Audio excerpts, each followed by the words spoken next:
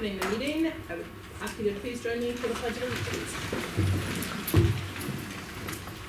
I pledge allegiance to the flag of the United States of America and to the republic for which it stands, one nation, under God, indivisible, with liberty and justice for all. So because it is the first meeting of the board, the first order of business is to call for nominations for board chair. Are there any nominations? I would like, go ahead. I would like to nominate Lacey. I mean, I would say Jen, but Jen probably would be like, wanna kill me. And I only say that because she's up for election next year, and I think it would be a nice courtesy to her to be able to bring us into the next year. I'll second that. Michelle's like, get her. Please. Thank you. Are there any other nominations? Seeing none, we have a nomination from Maria with a second by Michelle. No, for Lacey, right? Nomination Oh, by Maria. nominees. Nomination by Maria Yes, and a okay, second yeah. from Michelle for Lacey Fowler to serve as chair of the school board. All those in favor? Aye. Opposed? Abstaining? You're abstaining. Both of you are abstaining. She'll let you know in a few Yeah. months. Okay, then it is your meeting from here. All right. Do we have, thank you. Do we have a nomination for a vice chair? I'll nominate Casey as vice chair. No? Jen? If she doesn't want to, I don't mind. Alright, I nominate Jen for vice chair. Second? We have a nomination for Jen by Michelle, a second by Maria. Any others before we move forward? All in favor? Aye. Aye. Aye. So you know what to do. Yeah. So Jen is our vice chair. Okay. And then we have committee appointments. So this is long. And I just kicked myself out on my first day. So does anybody want to nominate themselves for any of these committees? Policy, let's see what else we have. Sorry, I really did kick myself out. Operations committee would be the first. I don't mind staying on what I was on. I was gonna say, Yeah, I don't know if people do you got, anybody wanna change? Yeah, does anybody want to change? If not, just keep it the same way. Or, Yeah. Okay. So, Negotiations, is that this year? so I'll tell you who we have, and Okay. then, if you wanna say, so let's see, operations committee is, myself, I don't mind staying on that.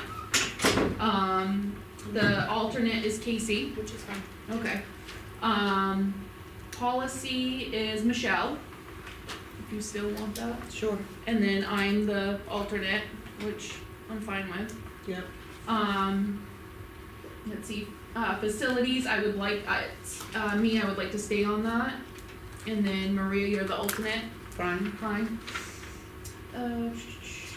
Budget committee is Michelle, Yep. do you wanna stay on Is that? anybody else? Cause that's a tough one. Maria? I'll just stay on it. If you want to, I mean, everybody can remain, and I don't mind being an alternate if you want. You want, Yeah, I Was just didn't I? know if you, I think I was. Was you, do you yeah, want? Yeah. Casey was the Yeah, I alternate. don't know. Okay, okay. oh yeah, you That's can Keeping fine. it the same? Yeah. Okay. So is that Michelle and Casey? Michelle and Yeah. Casey. Let's see, and New Hampshire School Board Association delegate, we have Casey, and then I was the alternate. I know you guys are I doing a don't lot. mind still doing it. I don't It's wanna only be the once a alternate. year, I can do so it. someone else wants to, but I didn't mind doing it. Maria, did you wanna do it? I'll do the alternate, The so you don't alternate? have to, yeah. Okay, so, Casey and Maria will be the alternate for the New Hampshire School Board. Wellness Joint Loss is Casey, and Maria is the alternate. Yeah. Is that fine? Yeah. Okay. Let's see, extracurricular stipends committee is Maria, and Jen is the alternate. Yeah, I'll stay if it's all right. Yep, fine with me. Alright. Easy Um, peasy. Okay, perfect. This is going better than I thought. So, the Don't you- SAU 21 Joint Board Communications Committee, we didn't have an alternate, it was just me. So if anybody wants to do that, I believe we meet, huh? I said I can be the alternate You can be the alternate. Do you wanna be the first and I'll be the alternate? if you want me to. I just feel like you're way better at it than I am. If that's okay. Yeah, I can do that. Okay, so, Casey and then Lacey will be the alternate, and then negotiations, Meredith. So we have SEA negotiations, we need, someone to cover that, and we also need an alternate. So does anybody wanna be a part of the negotiations? I don't mind being the alt, just cause I know that negotiations, if they're up, it may be a lot. But I don't mind being the alt if anybody wants to kinda share it. How many times do they meet? Uh, Not they varies. Early September, Yeah, we'll we meet start in bi-weekly until, TA is reached, start time is normally 5 or 5:30. Yeah, So, I would take it, but my plate is full. Mhm. I yeah. feel like my plate is full, but, and Do you know what day usually meet? Yeah, what's, There's not a set day, we worked it out with the people who are representing the various boards and the association. I I mean, mean, it could go quick, sometimes it does, or it could be everlasting, but it's hard to tell on that. I can take it on, but I just don't know, I've never been through a process of that, so I I don't don't know. know either. I've done it Well, for it won't be years. starting until at the earliest August, so I think, you have time to think about it. If you want to wait and make a decision at another meeting, or if you can say yes, and then you'll have a better idea of schedule. If it Okay. doesn't work. Yeah. Alright, Yeah. Do you wanna Yeah, take do that. it and then have Maria be the alternate? yeah, that's fine. Okay, so Jen, will be, on the SEA negotiations, and Maria will be the alternate. And I believe those, CESPA as well? No, this year. I believe that covers all of them. Thank Yeah. you, Meredith, for that. Alright, and that opens us, brings us to public comment. So I just wanna start because, I'm the new board chair. Do you wanna do the student report? Oh, of course, yeah, I heard you girls practicing, so let's welcome the students for the student report. My favorite part of the meeting. It's nice to see you all again after such a long time. A lot of events have happened and are coming up real soon. Let's move on quick on to our fifth graders. Would you like to start us off, Selena? Yep. In fifth grade, they've been learning about the Revolutionary War and social studies. As a way to celebrate that unit, they'll be jumping onto the bus to Boston towards a tea party. I thought of the tea club. Our sixth graders finished studying the ancient tribes of Mesoamerica, like the Aztec, Mayans, Incas, and Olmecs. Students have had a Mesoamerican showcase for parents to visit, and they showed off the artifacts they made and studied about it. They uncovered secrets and histories about their artifacts and created handmade replicas of the original ones. Along with studying the cultures of each tribe, our school is overly grateful towards Casa Tequila for the very generous donations to our sixth grade. It was Muy deliciosa. Muchas gracias. Last week, the seventh grade had a fundraiser bake sale for the Superstars FC, a group that supports the soccer team in southern Sudan. In preparation for the guest speaker, Peter Nathani, students read the book A Long Walk to Water. I remember when I read that book, and it was incredibly inspiring and empowering to see others' experiences and just think about how much we need to appreciate things we have. And within our eighth grade, we had many things going on. We started a new unit called Beginning Chemistry and done a lot of labs using simple and basic chemicals, along with us starting up Spanish for our last trimester for the year. We also finished up reading the book The Outsiders, we had an Outsiders Day, and watched the movie. And many field trips and big events are coming up, like DC, fishing, step-up day, kayaking, And lunch with the scientists. About 12 scientists this year. Students get the opportunity to eat with and ask questions to professionals about what it's like to live in their shoes. I remember last year how exciting it was to see a future career that I might want to do, marine biology. Now for a very sad truth. Our basketball teams for both girls and boys ended last month. Both A and B teams for girls basketball and boys basketball ended their season off hard and now have many new memories on the court to cherish. No further sports are starting up yet, but will be soon for our spring sports. But Drama Club has started with Miss Sherban and Mrs. Escanio running it. For what will they do? But one thing I do know, is that it'll be an amazing show for not only the audience, but the hands-on experience for the students. Hey, maybe you'll see a familiar face in it. The date for this dazzling play is April 7th, so make sure to place an order for a seat to the best middle school play in history. No body to murder. And onto a club that we've told you so many times that will be open soon. It's finally here. Youth to Youth is finally open. New members are always welcome for support. And now that the popcorn is back, thanks to Y2Y. So, this is your reminder. Every Wednesday, bring your dollar for delicious popcorn. Oh, there has been a club that we've forgotten to mention about in our report and needs a lot more recognition. Our club. If you love crafts and anything artistic like drawing and painting, you'll love it.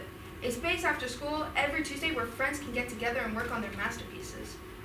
But enough about clubs. Let's give you some updates about the calendars we sold.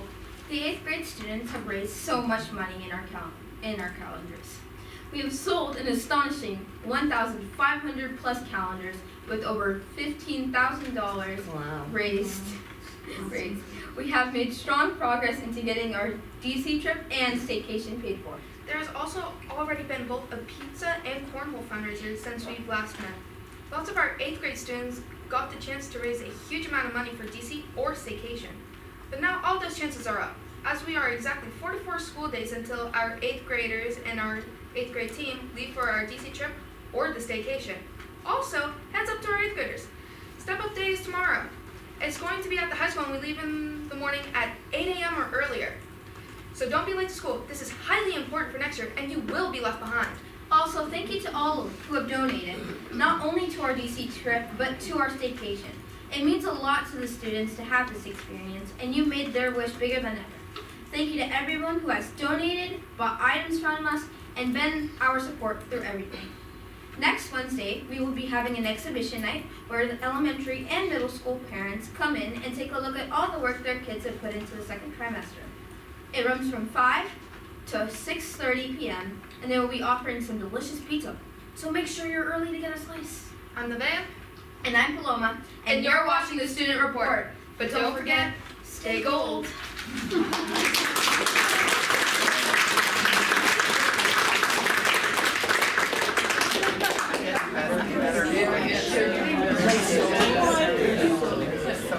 Meredith, do we need a motion for the committee appointments, because one wasn't made?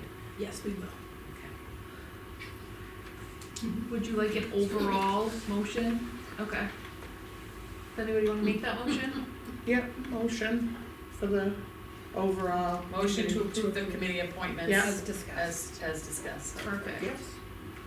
Second, I'll second it. Michelle, and all in favor? Aye. Thank you. Okay, so we will, move on to open public comment at 4:44. I just wanna set some ground rules, as a chair. When you come up, state your name, your address, you have 5 minutes. If you are running long, I will give you a 1-minute warning politely. No name calling, no disrespect whatsoever. I will ask people to leave, whether they're administration, teacher, public, board member, I'm not putting up with it. So I just wanna put that out there and clarify that for everybody. And whoever would like to speak, please come up and speak. It's so tough to follow those kids. Yeah. Nervous. They set the bar. Rebecca shirt on, No surprise. 256 Walton Road. 8th grade teacher. First, the drama club is in action, as those two lovely ladies said, and as always, we have special invitations and reserved seating for our fearless leaders. That'd be great. We hope you can join us. These kids are working really hard, and it's so fun to watch them. Miss Morrill, myself, and Mrs. Scanio just recently went up to Winnicott to watch the performance of Mean Girls to support the enormous amount of Seabrook kids who have gone up there. Can't even talk about it, but it was incredible, and congratulations to every single one of those kids who worked so hard here, and they're just doing great. So we hope that you can join us. It's amazing. I'm also here on behalf of the 8th grade team. We'd like to first thank this amazing community of people who have supported us with funds and donations for our 8th grade trip, for our fundraisers, for our pizza nights, loaning us the church. I mean, just everything has been wonderful. The girls were not lying. Kids earned over $15,000 for individual calendar sales, which is amazing. Some kids were able to almost pay for their entire trip. We are constantly humbled by the outpouring of donations that we receive. Unfortunately, this has been a really hard year for many. It's no secret to any of us. And we've had more students than ever need financial assistance in order to attend our trip. This was the largest request that we've had, totaling almost $12,000 that we'll have to find to take these kids who are so deserved of this experience, and we need a little bit more help. If there are any businesses or community members that didn't get a chance to help out our 8th grade and might think, gosh, I don't want to not help out, please feel free to contact us. We could certainly use it. We hate to look a gift horse in the mouth, but we're trying to get every single kid there who needs it. Do we donate through the school or through the PTO? You can PTO, I believe, is already donating. So if individual businesses or people would like to donate, they are welcome to contact anyone on the 8th grade team. They can reach out to the school. They'll put you in the right direction. Thank you for asking that. That's great. We worked really hard this fundraising season. Felt like for a few nights there we were out every single night at pizzas and spaghetti nights and cornholes on Saturdays, but the need outweighs the amount that we've earned, and we just need a little bit more. Hate to ask. Our kids are reaching their end of their time in middle school. These 8th graders are so excited, and we've got some great news. Tomorrow is Step Up Day. We're headed up to the high school. And not only did 83% of our 8th graders reach proficiency in reading or above on their winter NEWA, but our school across all grade levels was just recognized as one of the few towns in New Hampshire who's been contacted by the Department of Education to find out how we're achieving such great gains. So we feel honored to participate in this discussion with the Department of Education. Our kids are they're ready to go. They're excited to begin their new adventure, and they are more than ready to tackle what lies ahead. So thank you for your continued support of these kids who are working so hard to make us all proud. And thank you. Thank you. Thank you. So I just want to say something real quick. The 8th grade team is amazing. I went to the cornhole tournament, and it's hard enough to do that fundraising, but you guys do it every single year, and you give up so much of your time to put on these fundraisers, to plan, to guide these kids, to be a part of everything, and I am just so thankful. I know when we did it last year for our kids, it was just unbelievable the amount that you guys, your whole team put in. And I just want to know that we see how hard you guys work, and we're appreciative of it. And we're gonna hustle for that extra money. We appreciate it. Yeah. That makes it so worth it. The same with the spaghetti. Thank you. Yeah, I mean, it was standing room only, Yeah. and the kids were serving. They were amazing. They're so cute. Every one of them professional, Yeah. polite. So yeah, thank you for that Patty too. Escanio's sauce, man. And it was good. It was good. Thank you so much. Thank you so much. That means a lot. Thank you.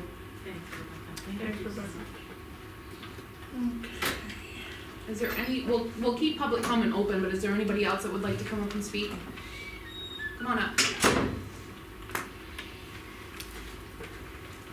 So just wanted to touch base on, Can you state your name and your address, please? Kelly Huber, 56 Fountain Lane.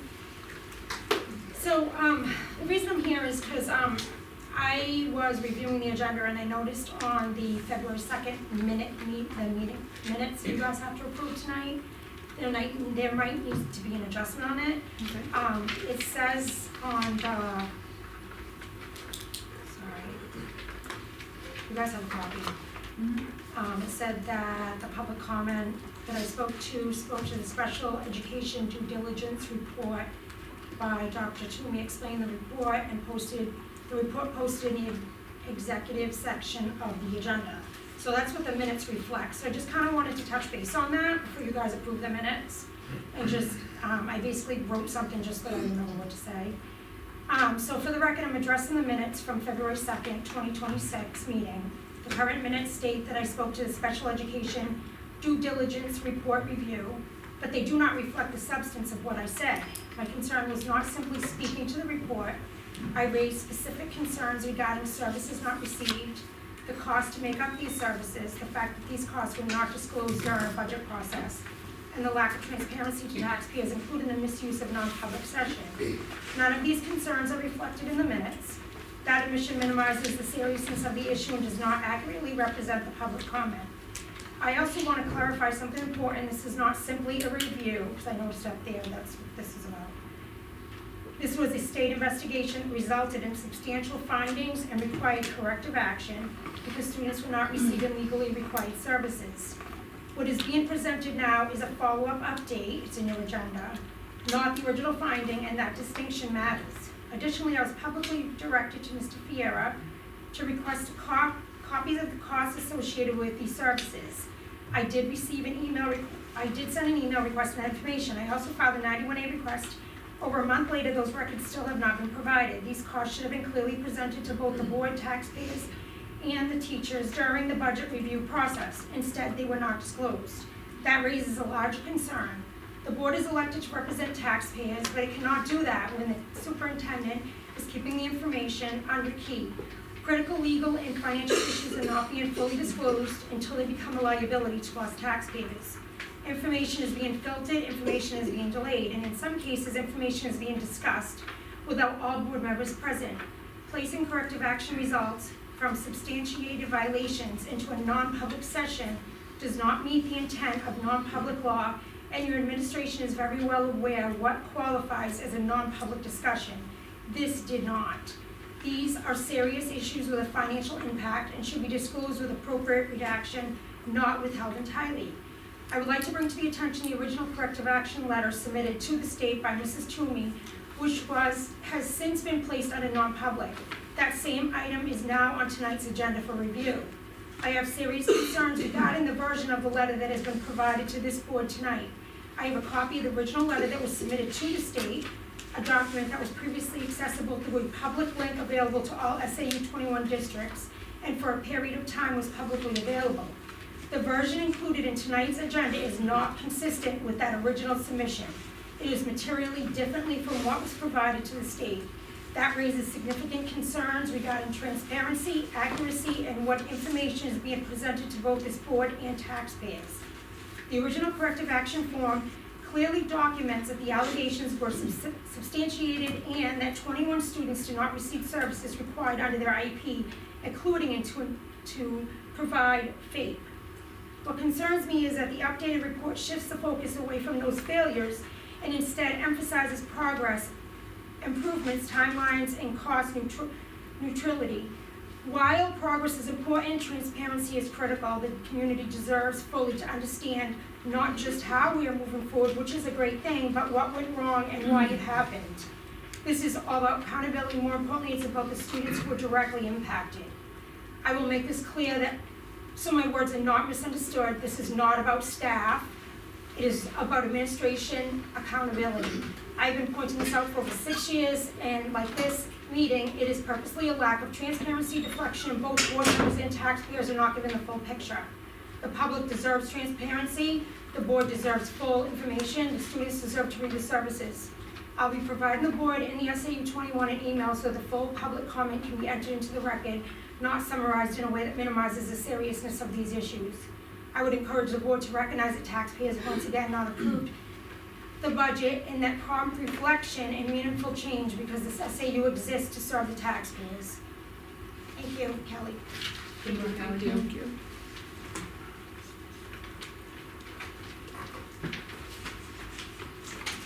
Would anybody else like to speak?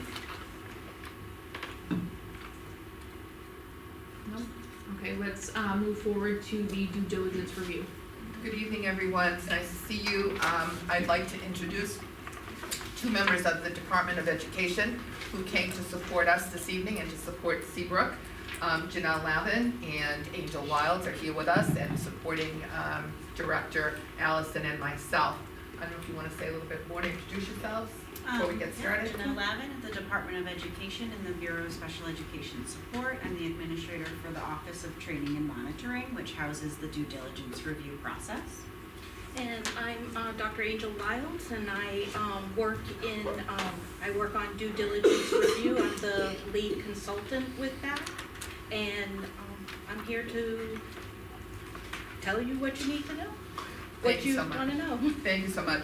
And just to be clear, the information that's included in board docs this evening, this presentation, as well as an updated progress report about where we are with the meetings, is completely separate and not at all similar to the progress report that was supplied to the Department of Education and shared during the last meeting. So I just want to make that distinction. But we will go over just a little bit about the process. I'm not going to read these slides to you. You have them, you can look them over. But just to give us a baseline to talk about, and so that you can pose your questions to any of us really in terms of where we are and what's happening. So the due diligence review process began at the department not all that long ago from what I understand, but it's to support the fact that there is a legal obligation to make sure that all students receive a free and appropriate education.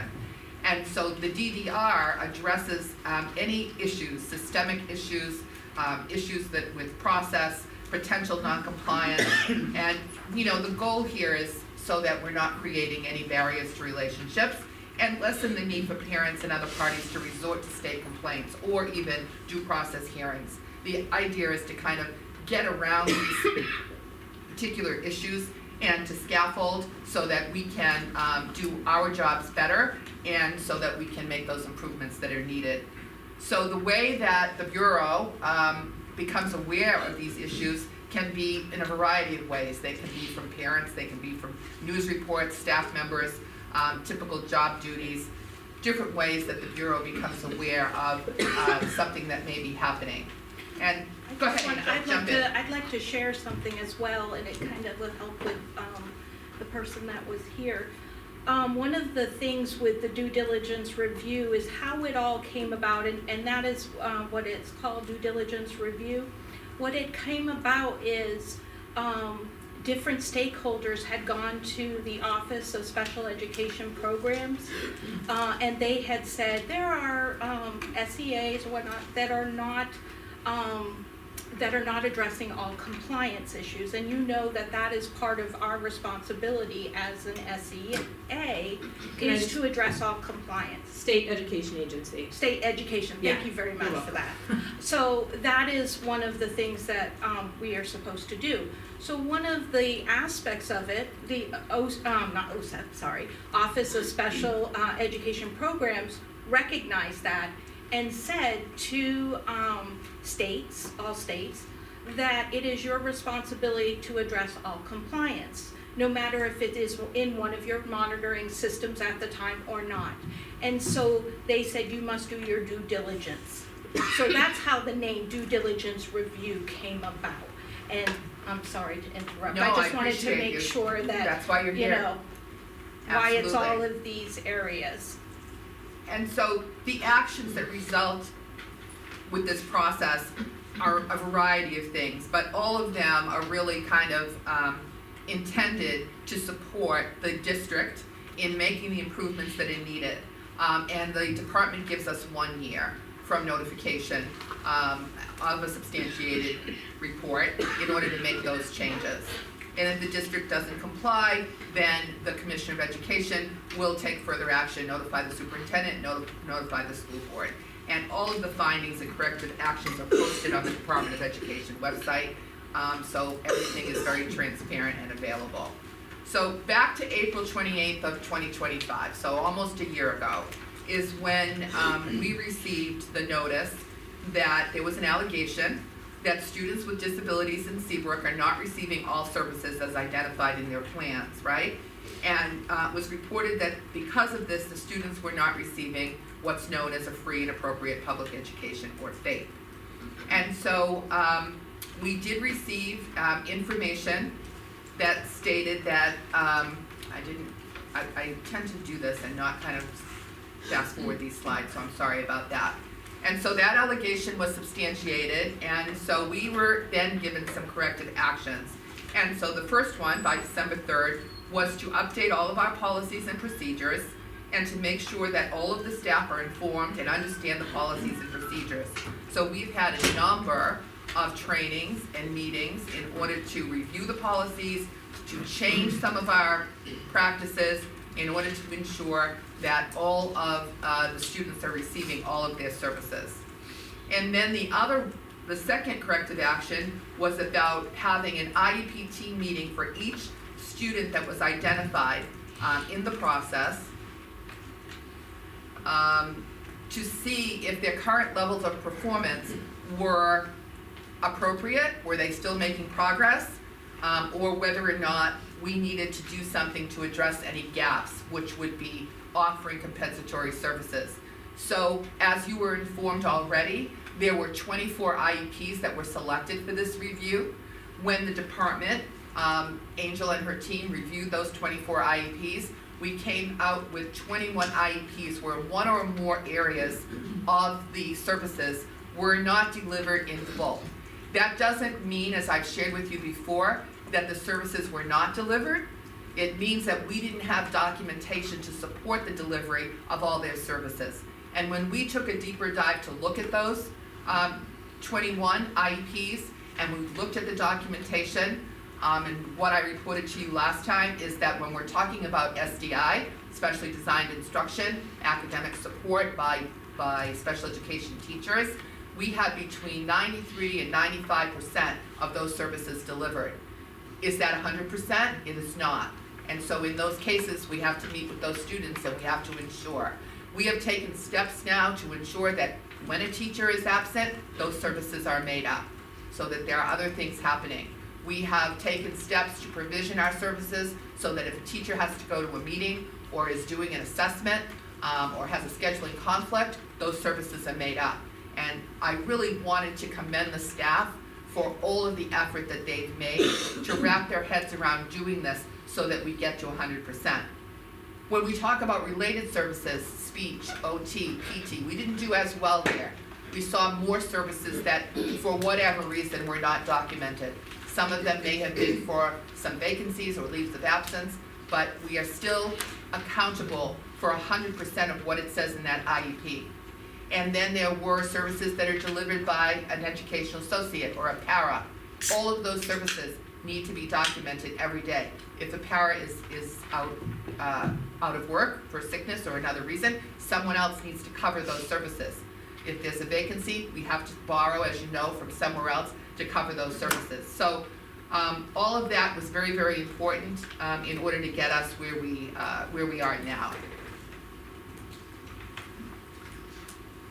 My slides are just moving all over the place. I apologize for that. And so we also have to submit a plan about how the identified students will receive the compensatory services. And so we're ready to do that. And then I just want to move on here. And then I wanted to report to you, where we are with the findings. So this is what I was sharing with you before, that for the overall finding was 21 IEPs, had some parts of services that were not documented, and then there were sub-findings. So the second finding was there was no documentation at all for 4 IEPs. There was a failure to provide some SDI, specially designed instruction, in 19 of the IEPs. There was a failure to provide specially designed instruction by a special education teacher in 5 IEPs. Now this was an interesting piece. what we found is that in some cases, we were writing in a paraprofessional or a regular ed teacher, a general ed teacher, in the area of the grid of the IEP where only a special education teacher licensed person can be. So that was just a retraining of having people understand how to fill out that information. And so that happened there. And then failure to provide students with related services happened in 18 of the IEPs. And then failure to provide students with supplemental aid services and supports for personnel, 16 IEPs, talking about consults and other things like that that occur. And so after we met with all of the providers, what they identified for us in terms of why is this happening, why do we think that we have been unable to document 100% of the services that are given to students, and what they identified as the most significant area is time. That's the most critical lever that impacts documentation. In January, we moved not only Seabrook, but all of the districts in the SAU over to a new documentation system. The department approved us to use this system. It's the name of the company is Relay, and the platform is called Dash.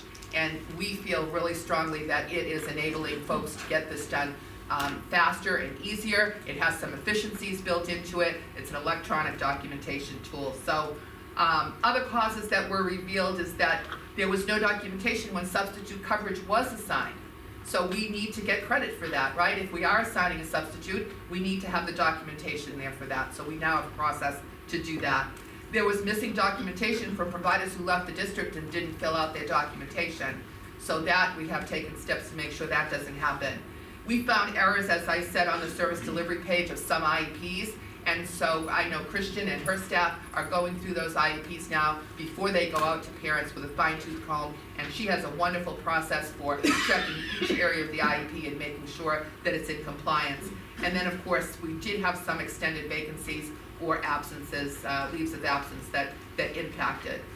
So I updated this just today because after meeting with Christian over the last week and a half, she's been able to complete another 5 meetings since coming back from the break.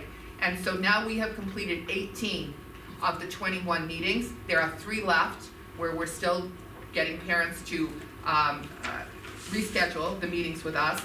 And then during those meetings with the parent, we go over the current levels of performance. We talk about how the child is doing currently, and then determine whether any compensatory measures are needed. And we provide the parent with exactly the amount of time that was missed in each area. So for some of those, it's a matter of 2 or 3 sessions only that was missed. In others, it's a matter of 2 or 3 hours or more.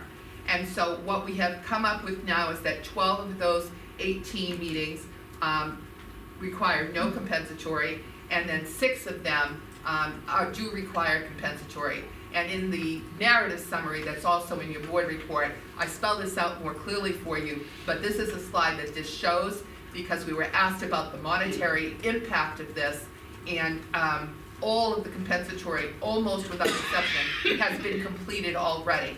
We used our LEA coordinator to do some of this work. Some of our RSPs have been doing this by adding a student to their group once a week and getting the compensatory done. And then we have one case where there will be an additional cost during ESY this summer. And you can see what that cost is there. It's pretty minimal. So that's where we are. We have 3 left to schedule. One of the students has left the state, and we've been able to make contact.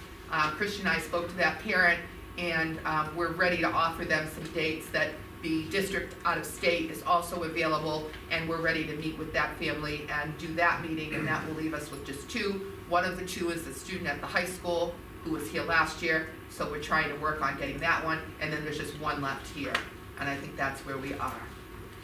The final thing I want to share with you before you ask your questions, because this came up at the last meeting, is this is different from the annual determinations that are given to each district around the state.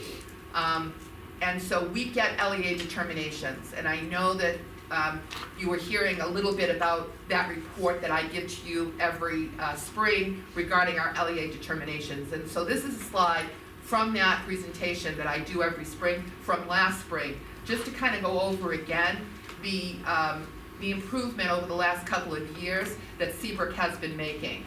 And even though sort of the bar has been elevated, right, they've made it a little more difficult to get to the meet requirements, so that we can get that score of meets.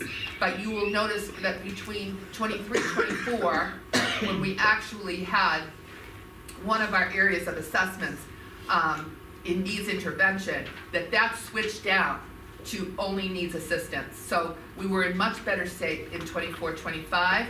All of this is a year old, it's for the year prior, and so we're looking forward to getting our new determinations very soon. They'll be due in April, and we will see for the year prior how we did. And I will come back to you to give you more information about that. But this is a separate process from the due diligence review process, and I don't know if Angel or Janelle want to speak to whether they've received other, but I don't think we're the only district that's been under a due diligence review. We're looking at this as an opportunity to improve, to get support, to help, for us to help our educators and ask them, why is this difficult? How is it hard for you to make sure that we're documenting every single hour of time so that we know that we're providing our students exactly with what they need for a FAPE? So I'll turn it over to you guys. We're here to answer any questions. I will say that Seabrook is on track. They've been doing very well. I was actually very excited about the gains because anytime we're in this together, and so the idea is to make sure that students with disabilities are receiving what they should be receiving. We can't go by, yes, we did that, those services. We have to go with documentation. And so that's where we're at. I couldn't tell you either way if they were provided or not. I can only go by the documentation. So I will say that, like I said, they've made a lot of gains. I was really impressed with how the director sat with each of the teachers and worked with them. I was impressed with all of that it's actually moving forward. One of the requirements is that they send their slides and their trainings to us, so we got to review that, so everyone is on the right track as they should be right now. Can I just add one thing before Go ahead. we move to questions? Is that okay? Yeah. So I want to commend Dr. Toomey and Director Allison for their work in sort of leading staff through this process. We were notified of this last spring. We informed the board last spring that we knew we were going to be going through a due diligence review. There were some hard conversations early in the fall. I think it was really upsetting and difficult for people. Everyone takes their job seriously. I believe everyone takes their responsibility to serving students with disabilities seriously, and we didn't have everything we needed in place. And so I appreciate the support the principals have provided. I appreciate the hard work of the teachers. There's a lot of new information to absorb and moving to a new documentation system. We've had to shift some practices around how we're assigning coverages when people are absent. Those are all good things that are resulting in better service delivery to children. And that's what all we can do, right, is improve from where we are. And I appreciate the commitment that folks have made to do that. I have a question. Yeah. Through the SEA, the State Education Agency, were there changes that were made to be in compliance? Was it a certain criteria and then the state made changes and that's why we're reflecting? Or is it because we had turnover and just weren't all on the same page? Do you mean Seabrook, or you mean at the SEA, or at the state education? Yeah, like the agency? criteria of changes for special ed. So due diligence, what had happened was OSEP 2301 came out. OSEP, again, is the Office of Special Education Programs, and they came out with 2301. And I believe it came out July of 2023. And so if you can go onto the site and get that. But on that, it really gave guidance to states of how we're supposed to conduct certain monitoring systems. And one that was captured was the fact that not all compliance issues are addressed, even though you may see, like at the state level, you may see it, but it wasn't addressed because it didn't fall under one of the monitoring systems. Now, I'm not saying it was New Hampshire, I'm just saying states. Yeah, So that's why they came out with that due diligence review. Can I clarify, Michelle, are you asking did the department change requirements within our monitoring requirements and now Seabrook is in compliance? That's not the case. So we do historically review service logs to ensure that services in the IEP were provided as they're assigned to be. yeah. And that has always been part of our monitoring process. So the due diligence review, as Angel speaks to, that type of review is a newer monitoring process to the department, but the requirement for documentation of services has always been in place. Always done. Yes, So, thank you. Thank you. do you mind, I don't wanna cut you off. Your I turn. have a question, sorry. So how many, we're talking about 24, children, and those were just picked randomly, Yes, correct, ma'am. IEPs? The state decided who to choose. Okay, how many students do we have currently in between the both schools for, on an IEP? About 120. So, my biggest concern is that 21 out of 24, were found not in compliance, and that's a quarter of what we actually have. So did we look at all the other students as well that is outside of that 24 group? To make sure that they're in compliance as well, the other 60 students? So we can assume that whatever practices we were formally using to document services, and some of this was, on loose leaf paper, it was different ways. People were documenting in all different ways. Okay, We can assume that that was happening across the board. but you did not check. We did not pull the amount of hours that it took to pull the 24, and I believe that the reason why the state, and you can speak to why that number 24 came up, was that they're looking at a sample, right? And then that sample is statistically appropriate in order to make some assumptions Right. about what's happening across the May board. I So- just add here really quickly, in order to verify that a finding is compliant, we do a two-step verification. So we will clear the students that we've currently identified that need services, they weren't provided services, then we have to do an additional pull of students, and we'll do that at the department level, that's part of our process. Okay. And in that additional pull, we'll do the same level of review that we did in the first pull to make sure that the documentation is starting to click. Okay. And if we don't see that or we identify a non-compliance again, then we'll do an additional pull. And we'll keep doing those pulls Okay. until we're all in compliance. So, thank you for that, Janelle. My biggest concern is that you pulled your sample of 24 students and 92% of those students were not having their IEPs met.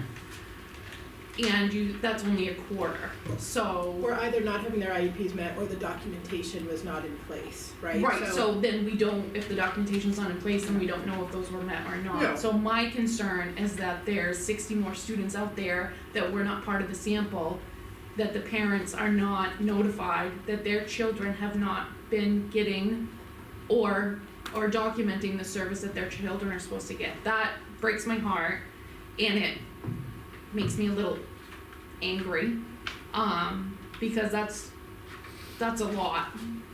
21 out of 24, and I get that some may be a couple hours, some may be a couple sessions. I'm just very disappointed I just don't understand how this could have, I can get 1 or 2 kids, but to have 92% of your sample not have all of it documented or performed, I don't understand how that wasn't caught sooner. I don't understand why it took someone to tell on the community or the school in order for this review to happen, if that makes any sense. I'm just very disappointed. So is there an ongoing, is there a We share review your that's? disappointment. I mean, there's no other way to put it other than we identified some inefficiencies that needed to be corrected, and as Superintendent Nato said, some of that was hard to hear for staff or school leaders, that we had to make some changes, because it's absolutely what you said, we have to fix what those things are. And we have to ensure that when people are absent, that there is coverage and that those services are not missed because someone's either absent or at a meeting or Okay. has a schedule conflict. So putting those changes in place was a significant change that the district has made and is adhering to. Which is wonderful, because we're lucky that this happened, right? Well, that's the way Because we're we would looking not at have it. known. Right, that's the way we're looking at it, right, is that this gives us an opportunity, and we have another review coming that all of the districts in SAU are on tap for the spring of '28. We'll be having our formal PAGS review, where the state will actually come in and visit us, and so we're looking at this as an opportunity to get all of these things corrected and in a row, for all of our SAU 21 districts before that bigger review happens in the spring of '28. Yeah, go for it. So, I kind of, everything Lacey said has been on my mind. I went ahead, because I couldn't seem to get heads nor tails, and being here, being a board member, I don't know if it's been 15 years now or what, but at the high school and then back here, I never, in all those years, ever had something like this surface. So however it surfaced, I'm fine with it, and kudos, because it woke us. We're all here now, we know there's a problem, and my problem is, so if we have 120 students on IEP, and correct me if I'm wrong, and we had 24 initially, there's still 96 students on IEPs out there that may or may not, they may be sailing along and everything's great, but as a board member, as a resident, I don't care whichever way, taxpayer, I emailed myself to whomever and said, you know, as the concern of the student, because if students' IEPs are not being met for whatever reason, and I'm not gonna blame the staff, because I have sat here and I have watched over the years that, and we've heard, right, from staff and parents over and over and over again that things are not right as a board. And what did we do about it? I really, and I'm gonna take this on myself, I don't think we realized the magnitude that was happening within the building. And so we kind of just hoped it would get better. You're hiring people, you're doing this, you're doing that.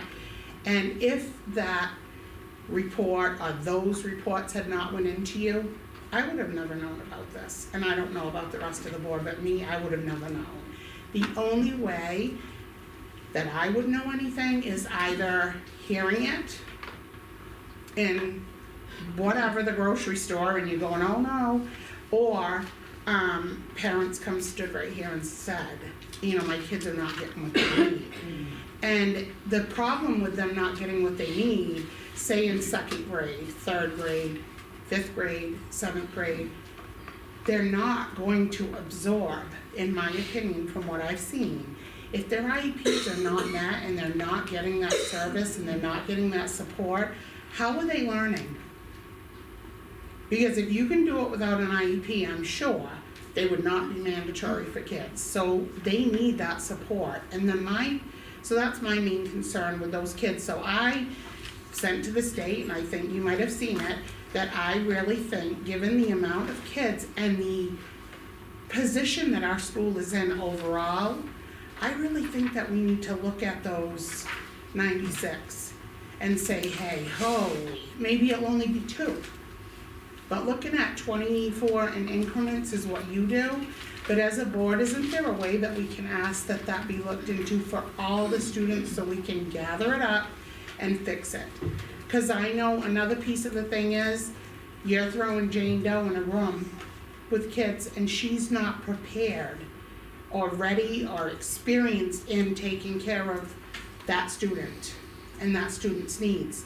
Is that fair to that Jane Doe that got thrown in there for the day to make the day go? No, it isn't. It's also not fair to the kids. So we're trying to do better, but I think in order to do better, we need to get the full scope of what are we looking at, because it's not 21.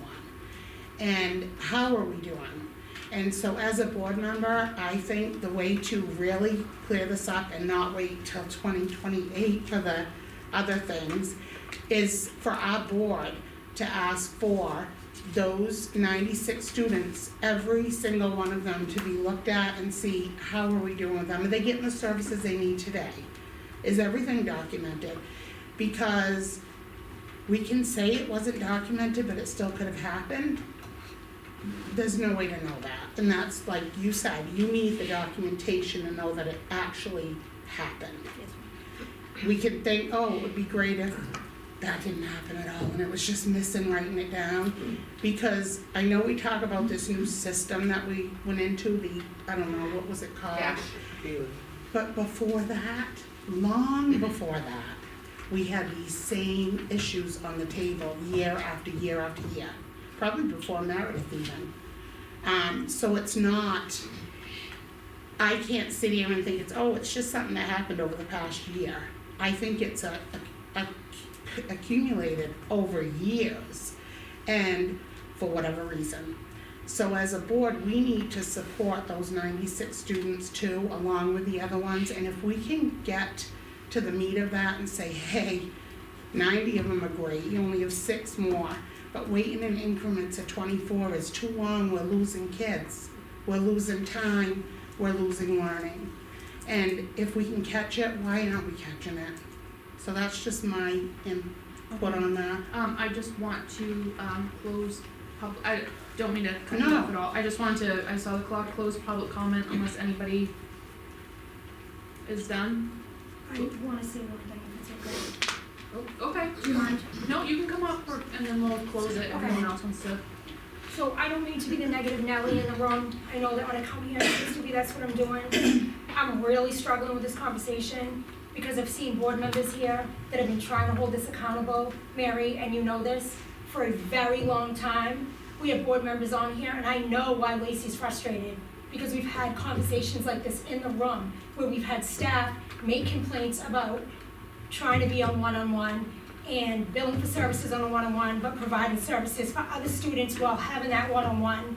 We've had a situation where someone had to send a one-on-one to a nurse's office because she had to provide services to someone else while billing for a one-on-one. And when people speak up, they're let go. They're no longer here. The people that are not here, that are not able to document, are probably because they were let go for complaining and being upset. We have parents here that, even on the board, who have students that should be receiving these services, that I know for a fact that is 100%, they love their kids, they're concerned for their kids, they're probably sitting here biting their tongue, when in all reality, this is not just something that came about. When I hear that the staff was very frustrated or whatever, I don't blame the staff, I would be too, because they've been trying to say this is going on for a long time. They've sent emails to the SAU 21 building, they've complained, they've filed complaints, and every single one of them have been let go or they have been disregarded. There's board members that have been accused of being crazy, of reading into things that are not true. We have situations now going on with Department of Education, meetings that board members are not aware of. I could go on all day, but the bottom line is Lacey has every right to sit here and be frustrated, and unless you've been in the room with board members who have been sitting here and given the benefit of the doubt to people, because if they don't, they look like that they're not being positive, that they're not, trying to improve things. And I understand why she's frustrated, and I'm very proud of her for speaking up, because we've come to a point now that this isn't something that just happened. This has been going on for a very long time. And the staff has done everything they can to keep their head above water, to make sure everything's documented, because they haven't been given the tools to succeed. And I'm not talking budget-wise, because the money this school brings in, this staff should not even have this pressure on them. This administration gets paid a lot of money to make sure this information, these documentations are done, that these kids are receiving services, and it is not a misunderstanding. They know exactly what's been going on for a long time. And I feel bad that this board has given them the benefit of the doubt and trusted them to do what they're supposed to do.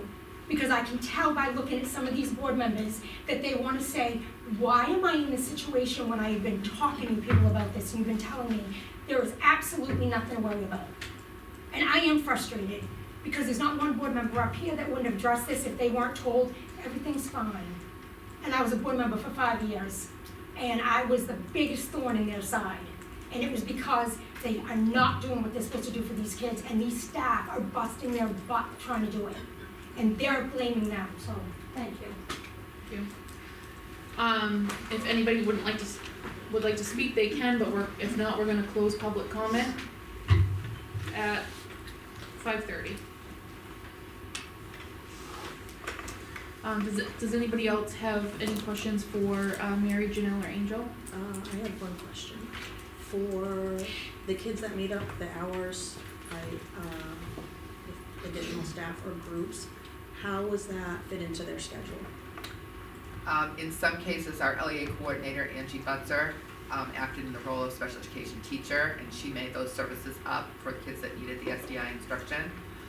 In some cases, for an OT or a speech service, they were either added to a group or our speech assistant did in half an hour in the morning before school or half an hour after school to make up some speech services. Am I missing anything, Christian, or is that That's more covered? what I meant, not the staff schedule, the student schedule. Like, if they're missing instruction to do makeup, then they're missing their current instruction, so I didn't know how, before school or after school, That was makes one sense. way, yeah, that was one way that happened, and yeah, how- yeah. absolutely, yeah. That was more what I was asking. Yeah, and again, there were only 6 of those students that required that makeup, and it was not a significant amount of time that needed to be makeup. It's in the chart that you can look at there, so you can see it. I see. And listen, you know, we all want to, you know, do better, right? I mean, that's really the goal here. And so that's where we are. We now have a system so that Christian any day can go into that system and she can look up any provider. And she was just showing me this afternoon how she was in there and people were up to date up until March 15th, which was, you know, right up until the date, right? So that's what she's looking at. She's monitoring that, you know, daily, weekly to make sure that people are doing their logging. The way the system worked before, we used to ask people to make sure that they're logging at least monthly. And that, you know, you forget if you don't have it written down somewhere, it doesn't get put in. So it was a little haphazard. And now with this new system where we're asking people to document daily while it's fresh in your mind, you know, and they have to, you know, in the comment section, they have to detail how is the work that you did today with that student related to his or her goals from the IEP. So they're giving us some specific information. But now we have that in a platform and we can go to it any day and we can see, you know, where we are with those students. So I think we're in a good place. We're helping the staff kind of get there and to build these bridges. I want to just call out Tim and Colleen for, you know, saying we need coverage. You know, just formally, if a special education teacher was absent and they fill out their absent request in Frontline, there's a little box that says, do you need a substitute? And they would check no. They didn't think anybody would cover for them, but we changed that. You know, we need a substitute for a special education teacher who's absent. Those services cannot go, you know, undelivered. We need somebody in there. Is this what prompted the 2 new specific special education teachers? It's a piece of it. When we looked at the in-depth analysis of full-time equivalency and we added up all the minutes, we do that all the time, and we add up all the minutes, the number of minutes that's required. We have to leave time in their schedule for meetings, for assessment, for IEP meetings, right? We have to leave that time in their schedule. And then we have to figure out what is the full-time equivalency of what we need for staff in order to deliver these services. Special ed teachers, EAs, occupational therapists, speech, PT, everything. We have to figure out that full-time equivalency. So we've been hard at work doing that stuff so that we can present, you know, the what we think now. And again, that can change. We can get incoming students.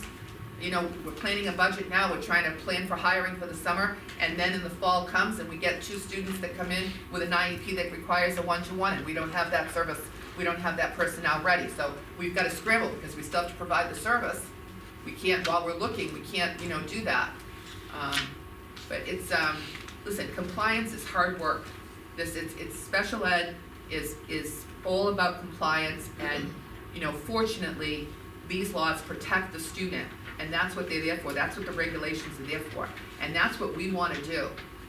We have to help as administrators, we have to help our teachers create some efficiencies so that we're not overburdening them. We're giving them the time that they need to document too, because now we're asking them, don't wait till the end of the week or the end of the month.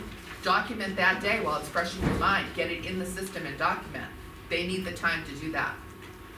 So we know that, people are bringing it home and they're working on the weekends, and my whole goal here was to show you the great progress report that we shared with these folks to say, look at what this staff at Seabrook has been able to do with this.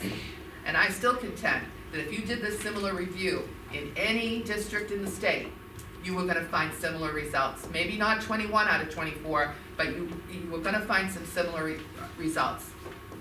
And so I think that this staff they've really stepped up. They haven't, shied away from the changes, and they've done it really gracefully and enthusiastically. I met with Christian, with each one of those providers over the course of 2 or 3 days. We had individual meetings, because in a large group, people don't want to speak up, so you want to meet with them individually, and you want to show them the data. This is all of the data that we had documented. Can you explain why the rest of it wasn't documented? What happened? What's the biggest contributor to why this isn't getting documented? Can you help? And that's how we collected all that information. And people were very honest and very willing to want to make the changes that we're asking them to make. And I just think that they need to be commended and supported in the work that they're doing. We gotta put our arms together and just kind of work together on this. That's what we want, because you're absolutely right. This is what the students deserve. This is what the IEP team, when they sit down at that table, that team with the parent included, those are the people that decide what services are needed once a student is identified with a disability. And if we are recommending those services, and we are writing those in a legal binding document, which is an IEP, we have an obligation to provide those services. That's what I've said to the staff, and that's what we're trying to do to help them with efficiencies so that that can happen. I just, if I can, Lacey.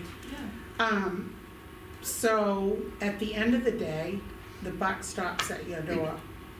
All right, so I'm gonna come out of the classrooms, and I'm gonna come out of the staff, because they can only do so much in a day. We are in a position, and I really, personally, I care about all the kids in every community, but today, I am here and I'm going to say, no matter what.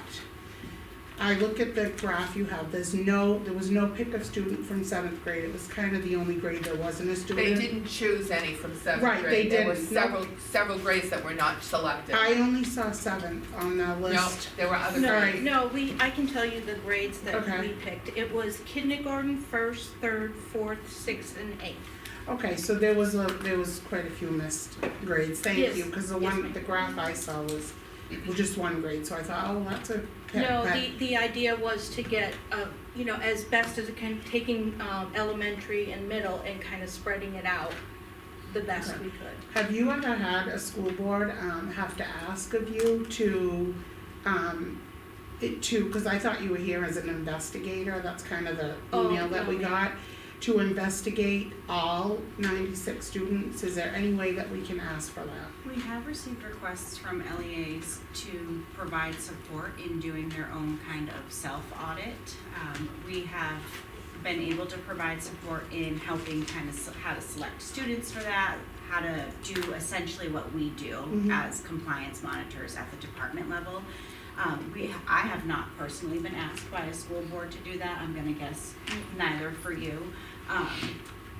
The reason we select a sample is because we are managing capacity, right? Of course, we have capacity ourselves that we're managing. So we take that subset and then say, hey, with this subset we identified, and then we hand it over truly to the LEA at that point. So no, to answer your question, not in my role, and I don't know for you. Does that mean that we couldn't? I believe as a school board, you can ask for probably whatever you want to ask.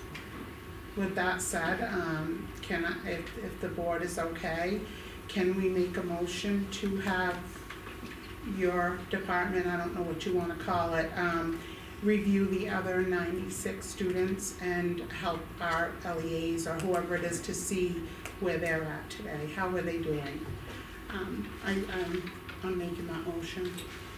So just to clarify, you're making a motion to investigate the other children that are on IEPs to make sure that their services are sufficient? Yeah, by that, what is your department, what would we? So we're in the Bureau of Special Education Support, which is not something, I don't have that capacity, Okay. I'm not the authority to say whether or not we would be able to direct resources to do that. So that's certainly something that you could submit, and then we would provide it to the people that can make that decision. Beautiful. Absolutely.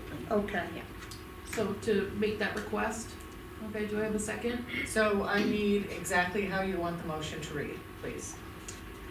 To make the request to Investigate the other, 96 students that have not been, their IEPs, make sure they're getting the services they should be getting, and also make sure we're doing proper billing on those students, and you'll take it to the next level, and then you can get back to us and let us know if they can do it. So just an investigation. Yeah, of the other that's a lot of 96. words So, for that motion, so. I would say you're requesting of the Department of Education to conduct a review of the remaining students that were not Beautiful. part of that Beautiful. original review. Okay, that's it, and Motion it's to simple. investigate. The remaining students. If I can just add that the What- review timeline, Can you wait 1 second, Mary? Thank you. I'm sorry, I'm not the The chair, but I just remaining wanted to students hear from from the them. for the DDR. Huh? yes, for the due diligence review. And then are you requesting from the Bureau of Special Education Support? It would be a request of the New Hampshire Department of Education. Thank you. Yeah, that would be something you would want to put in writing, and that would be directed to Commissioner Davis. Okay. Commissioner Davis? Yeah, Caitlin Davis. Yep. Thank you. And then you can decide from there. Right, she can. At least we asked. Yeah, in these situations, we typically, as I said, we kind of do the handover of information, and we say, we're of course gonna follow our process to make sure that we can close out non-compliance that we identified, and then the LEA is left with, what they decide to do moving forward. And like Janelle had explained, we're not finished. It's not closed until we do another subsequent poll. Yeah. So I'm gonna have to poll with the DDR team, pull another 24 students. And so if they're not compliant, then we'd have to go through Continue it all to- over again. So it keeps going until, the idea is to clear up any systemic issues. And that's the time that I worry about, the time Sure. that it takes in increments, and I'm very thankful for the work that you do. I'm very thankful that you found these areas for our students, but I feel like if we can do something to kind of just get a hold of it and not go on every, whatever it is, months after months, and these kids are losing valuable time, or maybe not. We don't know. So that's just a motion. Is there a second to Maria's motion? I'll second Okay. All in favor? it. Aye. Any opposed? Any opposed? Unanimous. Thank you. Thank you. Mary, you had something to say? Yeah. Sorry. I'm good. Okay. I'm good, thank you. Okay, thank you. Does anybody else have any questions for, Mary, Janelle, or Angel regarding the due diligence review? Just thank you for coming here. Thank you You've come a long way. And thank you, I just wanna reiterate what Mary said earlier about the staff and how hard they've worked Yes. to implement, these new policies and procedures, and with the new, DASH program and everything, and we just wanna thank you for all your hard work, Thank you. so thank you. Thank you. Thank you. Thank you very much, safe travels. Okay, thanks.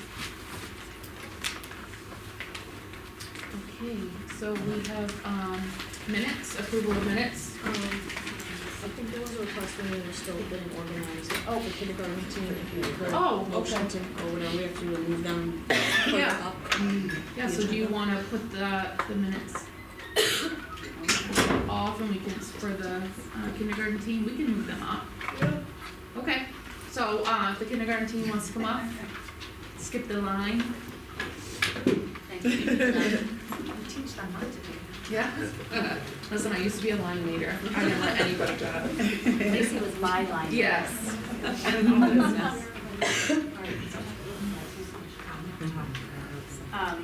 We are the kindergarten team. I'm Sean Valentine. Kim McLean. Laura Likovsky. Kirsten Bernal. And we thank you for having us here for a little bit tonight to share with you a new program that we piloted this year, along with some really exciting student achievement data. So this year, the kindergarten team was tasked with implementing a new foundational literacy program to support teachers and students with closing our gaps in literacy development. As we're learning through the science of reading, spoken language is naturally acquired, but contrary to popular belief, reading and writing are not acquired in the same way. These concepts must be systematically taught and practiced so children can develop the neural pathways or brain highways necessary to become fluent readers and writers. The program we implemented is called UFly. It's behind you, which What is is that an again? explicit and systematic program created by the team at the University of Florida Institute. The program introduces students to the foundational reading skills necessary for proficient reading. So the following slides, my teammates will speak to, and will kind of give you a picture of what UFly looks like, along, like I said, with some really exciting and encouraging data about student achievement. Okay.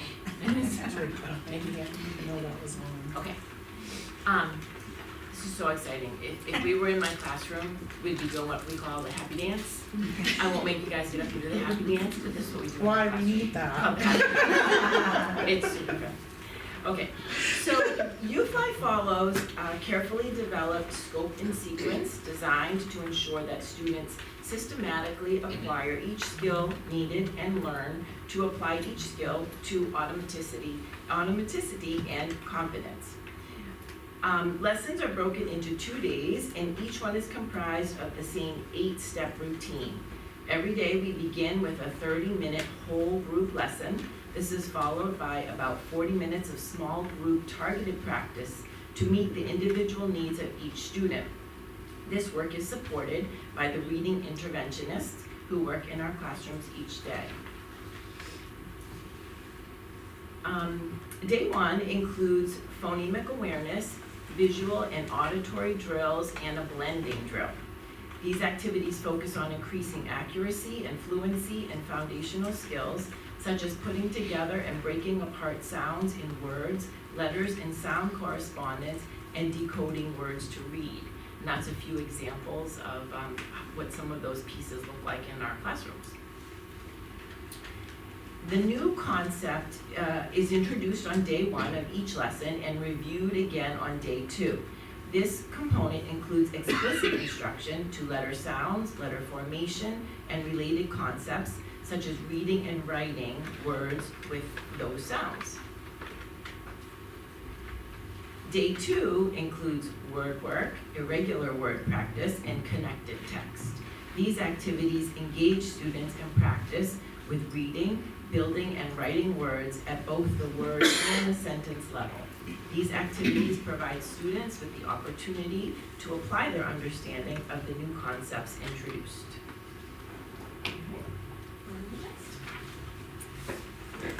So the next thing we're going to talk about is how do we measure all of that progress. So we track student progress in a multitude of ways. UFly actually incorporates weekly progress monitoring to assess letter formation, irregular word acquisition, and letter correspondence at both the word and sentence level. Information gathered from these progress monitors help us drive our instruction for the following week. So this is an example of a single student and their growth just over the matter of a few weeks. So on this picture to the left, we can see that student was just beginning to identify beginning sounds in words, attempting to get some vowel understanding into their words, and we're not ready yet to write the sentence at the bottom, so that was the teacher writing that for them. A few weeks later, this student is not only writing 3-sound words, but 4-sound words, including consonant blends. They have an increased understanding of irregular words, and they're now writing complete sentences, and that is on their own. So that's really exciting to see just a little sample of that student growth.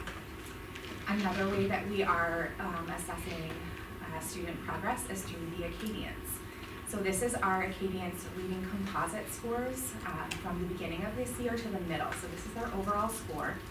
And what's really exciting to see is that our scores for at or above benchmark increased from 39% to 58% from the beginning of the school year to the middle of the school year.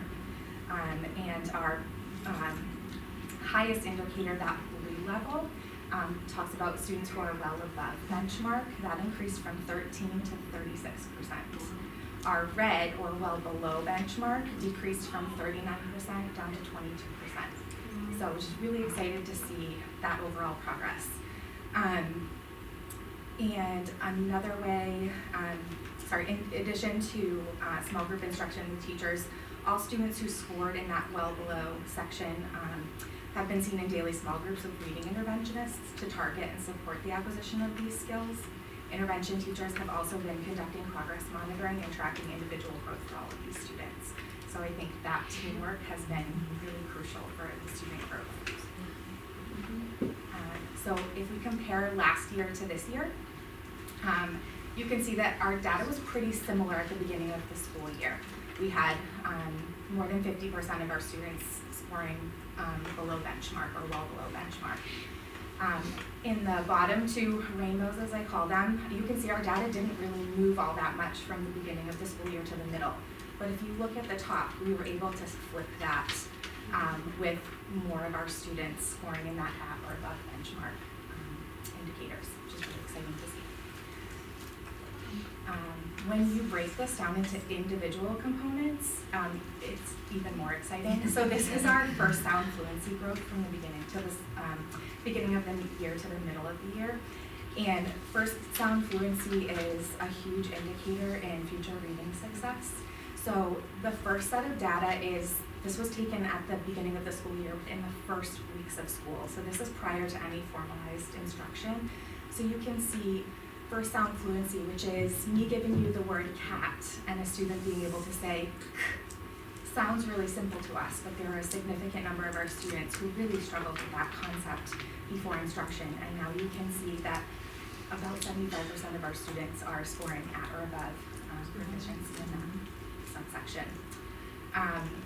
These next two show phoneme segmentation and nonsense word fluency. These are not assessed at the beginning of the school year, so there's no comparative data, but to look and see how many of our students are proficient or above is super exciting to see. So just really exciting. Very proud of all of our students and my team and our reading interventionists, because it really is a big collective effort. So it's exciting. Thank you. Thank you.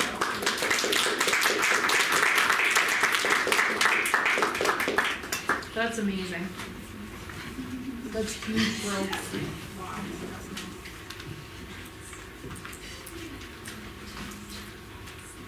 Okay. So we will go to the minutes.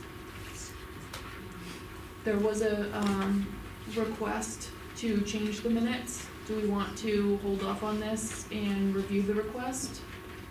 Or does anybody want to make a motion? To table? Yeah, until we can Table review, until next time. review the Okay. request, okay. Table. So Maria made a motion to table that till next month after we review the request from Ms. Huber. Are you taking a motion or are you just deciding to table? Oh, okay, we can just decide to table, sorry. No, that's fine. Okay, and then we have the superintendent's report. I mean, in the interest of time and knowing we still have a variety of additional items on the agenda, I think unless there are specific questions about reports, that we could bypass those for principals may want to, you may want principals reports, but. Yeah, Tim, Sure. you wanna go first? Happy to. First, I just want to thank our kindergarten team for getting up and presenting and everything that they're doing. It's a ton of work. Our interventionists as well, who many are here tonight. This is the good work that we were speaking about back, in the beginning of the school year, and to be able to see it all coming together. We couldn't be more proud, so thank you. And feel free to go do report cards. I know you guys The happy dance. Thank Thank you.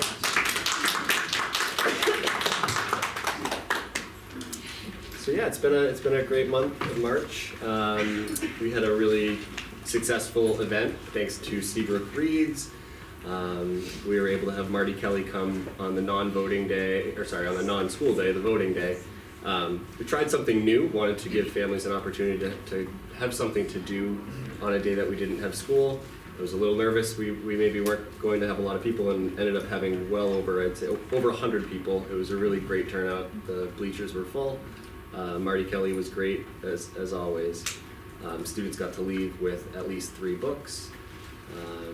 And I'd like to also thank our Winnicott High School students from the Interact Club that came and did some crafts and gave a few hours of their time for our kids. So it was a great event, and hope to do it again, and again, give families something to do on that day that we don't have school. Our preschool lottery is right around the corner, scheduled for April 8th. That window is open right now for families to submit if they would like to have an opportunity for their child to be in our preschool program. Space is limited, and so this would be for any student that is not identified with IEP. Roughly 10 to 12 spaces. We're still working out those details right now, but we already have more people interested than 12. So like most years, we will have some that won't fit into the program, which is why we do the lottery. And so this QR code is a form for parents to fill out as sort of the initial first step in that process. Tim, can I, do you mind if I ask you a question? Go ahead. So, as far as the lottery goes, are you guys, interviewing the children that are part of the, lottery? We aren't, but Or we are asking that families come to a play group, and if they can't come to a play group, we would like to at least meet them, meet their child, in an effort to help make sure that we're providing early intervention if needed. Because again, these seats are for students that are not identified, and sometimes what will happen is that the students will start and they'll have pretty significant needs. And so it gives us an opportunity to sort of capture that earlier, to give them earlier intervention by inviting them to the play group. So thank you to you guys for allowing us to bring that back. It's been really helpful in putting eyes on students that maybe we haven't met yet and families we haven't met yet, to give them some resources if needed. So not an official like interview or So screening. the play group is gonna be separate from the play group that Miss Baker runs? No, it's the same. So Okay. one of the questions in this survey is for them to select a date. There was, I think, 4 dates from the time that this lottery was opened until the time it closes that they could potentially come to one of those if they couldn't make it. Okay. So So is that- my concern is, Yeah. sorry. Sorry, I was gonna say, is that to provide sort of like an informal assessment, a quick snapshot of the kid? Yeah, just to get to meet them, right, and to see if there are supports that they might need before they start with us potentially. So my concern is, and I brought it up when we spoke about the preschool program, is that I believe last year when you guys did the lottery, you did it as a literal lottery where you basically picked names out of a hat for kids that weren't identified to be a part of this.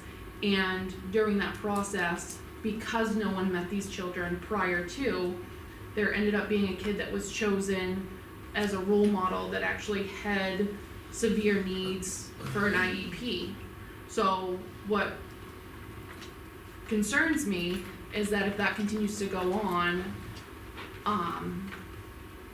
that it's not being done properly, if that makes sense. Like, clearly, I like that you're doing the play group. I'm hoping that during the play group that there are teachers there that are certified to be able to do this, and it's not just volunteers. Okay, There are. alright. Yes, so our teachers are able to put eyes on students. That's the exact reason for that change, is to do exactly what you're saying, is to be able to meet students, because if we don't have that opportunity, that what you described could happen. Right. And so that's what we're trying to work around. And it would also be discriminatory to not allow those people to participate in the lottery. Like, you're obligated to have that be an open process. So Well, our best opportunity is to absolutely, try to but- meet them first. But my the problem was when we did it in the past, what you're aware of, is that children were met by the teachers, and in a playgroup setting, they would go into the classroom in handfuls, they were met in a playgroup setting, and the teacher didn't interview them, they watched them do certain tasks, and they were also part of the lottery, but it gave them the opportunity to see if they had any behavioral issues, if they had any other like signs or needs that, you know, I don't do this for a living, so I don't know what they would be, but any other issues that they could see hands-on, and that way, if they do, then they could be properly assessed, they could be in the program regardless, obviously, but it would give them the help that they need instead of putting more work on the teacher by putting them in a role model category and surprising. Yes, them. so I would say the change was made for us to have the opportunity if our staff felt strongly that a student maybe needed to be referred, then we could go through the process and so that is happening. Okay, good. And we're 2 playgroups left before the lottery, and so far so good. We've had about half of the people so far have come to the playgroup now that have submitted for the lottery. So. And I've heard the playgroup is very successful. Yes. That's good. Yes. It's a great thing. Yeah. Sorry. Thank you for answering my questions. Of course. Moving on, we're really excited about the work that we're doing for our Bridging the Gap E603 literacy grant. It's a roughly 2-year initiative, so it's quite a bit of work ahead of us, but one of the big things that we've already accomplished is we've begun forming our literacy leadership team, and we have the last piece. We've worked with the Parent Information Center as well as the DOE, and they've given us some guidance on how to go about recruiting family members to be on that team. So we have 2 spots left, and there will be a interest survey sent out in the next week or so to recruit family community members to be on that literacy leadership team, just helping us make decisions in a collaborative way around literacy in the direction that we're moving. In addition to that, our staff kicked off their letters training. That's Language Essentials for Teachers of Reading and Spelling. That's that course, the quick way to describe it is the course that teaches teachers how to teach reading. And that started on March 10th. So more to come on that, but that was day 1 of several to come, and we're hearing good things so far, so that is exciting. And then the last piece on here, I know there were some questions about the space that we have purchased some furniture for, so I've included a little bit of a description as well as a before and after for the board to review, and happy to answer any questions about that space also. It's beautiful. But what was the cost? Do you have that? The full cost? He sent some things out, but they were kind of, was it like $15,000? It was roughly $6,300. Yeah. But what I'll say is that for those of you that have spent time in an elementary school, you know that the majority of our furniture is made for very small children. And so one thing that we're certainly lacking in the elementary side is a space for staff, for professional, aside from our conference room, which can comfortably sit maybe 8 to 10. Mm-hmm. We don't have a space that's big enough for adults.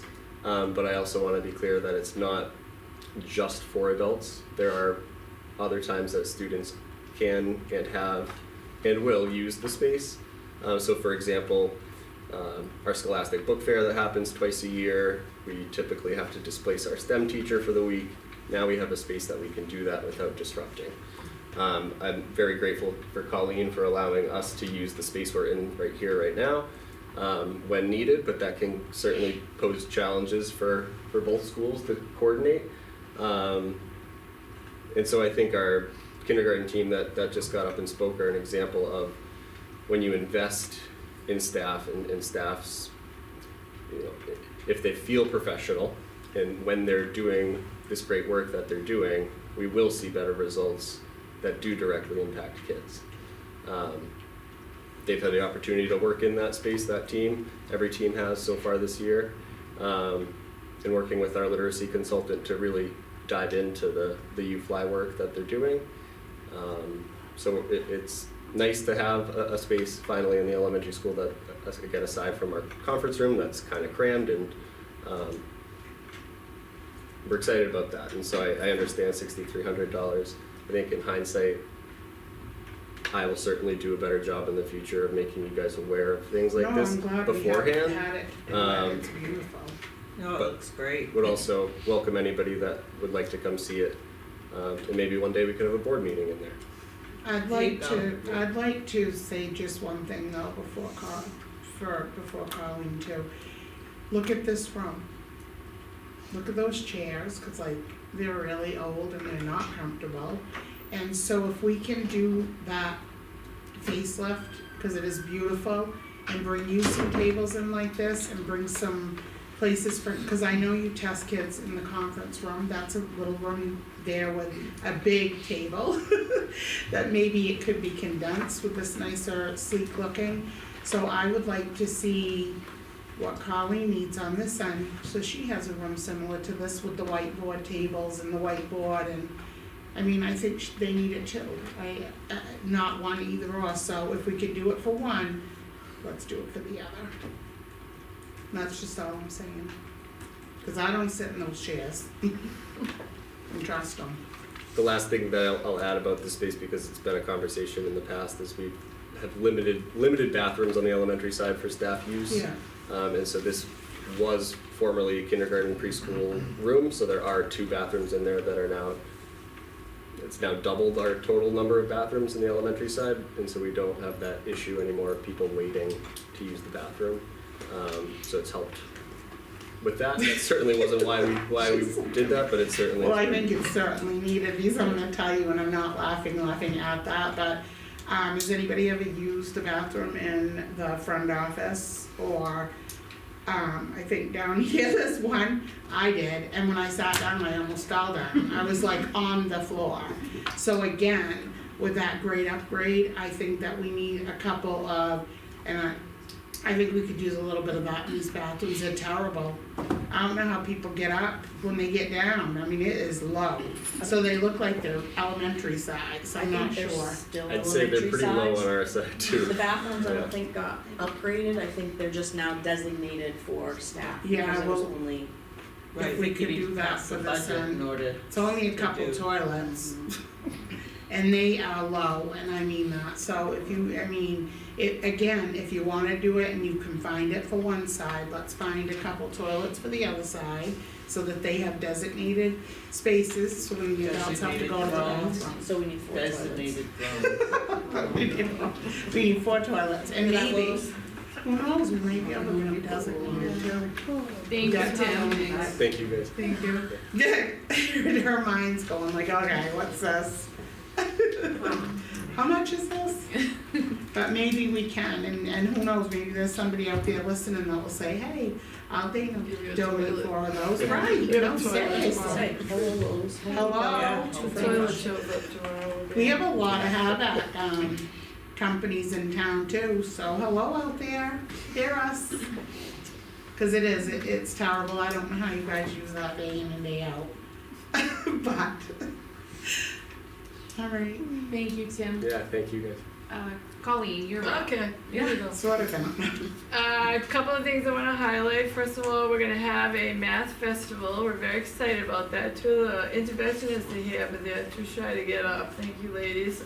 They're a small but mighty team. They're going to use the UA time and do this festival with the students. We have challenges and problem solving. Literacy is probably one of the most important things that students can do in a school, as is math. So we're always gonna advocate for that. So we appreciate that. They're gonna do it on the 24th, and then we'll have a bigger festival when we have our exhibition night. That's the next thing I wanna highlight. We're gonna have real pizza. Thank you, Lindsay. Lindsay's gonna cook the pizza. We're not gonna order it from a place in Salisbury, which we appreciated, however. Parents are gonna go through the line like their children do, and they're gonna get served pizza, and they're gonna experience what it would look like to be in the cafeteria. That's fine. I was guaranteed it wouldn't be, I guess, it's some whole grain pizza. I was guaranteed of that. We actually had a taste testing the other day, and so come on down and we appreciate that, support from Lindsay, we're looking forward to that. Saz has donated some goodies, we have some sweets, and you get to come and go into your children's classrooms and see the good work that we're doing, because teachers put a lot of work into that. So we're excited about those opportunities. We also would like to piggyback what Rebecca said, thank you. We received 2 donations, which you should have received one we got today, a $500 anonymous donation, and then a donation from the Rotary Club to help support the students that are going to DC. I always say this is like a giving community, and we appreciate everything that they provide to our students and staff. My last plug is, and we appreciate this donation, the PTO helped support this big time. Katie Greer, who is a former worked for the former Mass State Police, has done presentations state to state about internet safety, and I can tell you firsthand, there's a lot going on out there in the internet with students on the weekend, on their phones, on Snapchat, on TikTok, on sites. I had to ask my daughter, what is that? I don't even know. I haven't even heard of some of these sites. It's scary for children today who are exposed to things that they really shouldn't honestly be exposed to. She will do multiple presentations. She'll present to 3rd and 4th grade. She'll present to 5th and 6th grade. She'll present to 7th and 8th grade. Apparently in previous years, she can actually pull up some kid's website and say, oh, look what we're doing on social media. We have far too many conversations with students about this, more than I'd like to have. And we really need the parents to come to the parent presentation, which the student council is going to support us by providing money for pizza. We're going to have babysitting, movie, pizza. If you are not under, you have to be 18 or over to attend. I have not personally seen her. I have done the research. Keith has seen her. I know teachers here have seen her. They say her message is really powerful, and it gives you pause as a parent or a guardian to kind of take a good, long, hard look at what's happening out there. Kids going on sites they shouldn't really even be going on. So we were disappointed when we did the Alice presentation. We only had 4 parents come to that presentation. I get it, you work, I get it, it's a long day. We would really like people to come to this because it affects your children, your grandchildren, people that are older in your house as well. So that presentation is on Monday, March 30th. You'll get more information from us. It's a collaboration with SES and SMS. What time? Kids, we're gonna start pizza 5 to 5:30, and then she'll speak 5:30 to 6, do a little Q&A afterwards. Kids are getting phones in 3rd grade. Yeah, we're seeing these issues much earlier than we would ever like to, so it's. My daughter got her phone in 8th grade. I think she thought she was the only kid with the one that didn't have a phone. I was like, when you're in 8th grade, you have a phone. Yeah. You don't need a phone to that? Freshman. Yeah, right, I don't think they had them when I was. So I will tell you that we have great raffle prizes. We have Community Oven has given us gift certificates. Apparently they own a couple of places. They own Backyard Burger and Susie Sweets. We have Walmart gift cards, we have gift cards, we have raffles. You come, you get a ticket, maybe you walk away with a gift card. So Can I ask Colleen Yes. a quick question? Sure. So we have those big orange signs that we can put up in town. Do What you- big orange? Oh, they're big ones, you light up and maybe say if there's something on at the beach or election. Digital signs? Yes, those big digital signs. Is there a problem? Will you be okay if I reach out and see if they can put those in right away with the dates, times, and Yeah, your? who does that? Huh? Who does the signs? Like Well, DPW? They Or is say it police? Jeff, Belageron, I think, he, It's the police on the station. police department, maybe Jen did Yeah, I was gonna that? say Jen could probably. Would you do that, Jen? I will. And That might then- be helpful. Yeah, I mean, and then I think also if it's okay with you, I think food is always like, I'm telling you, it's a driver. I had over 500 people at the rec for the Wahlberg thing, but I'm telling you, the food was part of it. Because it's a free dinner, it's a free place for family to come, all sit together, and I agree with you, Colleen, I think a lot of those, sites are like 18 and older, and I don't even know how kids can get on that without. They're very savvy. It's They're very horrible. savvy. And the stuff, and not only kids, but there's adults out there, and that's the scary thing, that say they're kids, and they're on there. Well, the problem is they go on a site, they're in a room, they're in a chat, they're talking to people that they don't even know. And Yeah.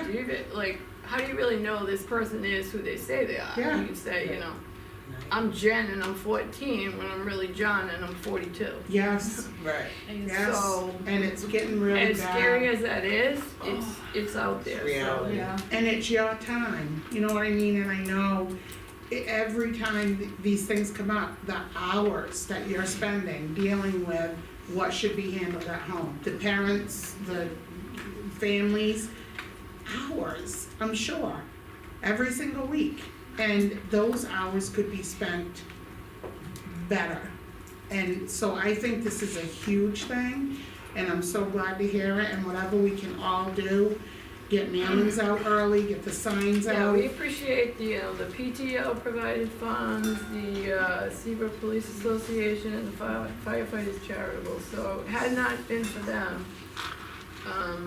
we wouldn't be able to have her. So I think we'll hit a multitude of groups, but really, if parents can carve some time out of their day, To help out. we would appreciate it. Cause No, there's you a, pay there's for a the parent phone. presentation just for At the night, parents right? at Yeah, night. that's what I mean, and Parents only, but if you have to bring your children You- with you, we will provide babysitting. there's also a sign at the fire station too, a brand new one, and that would be great to be revolving on that, it's not on too much, it does work well.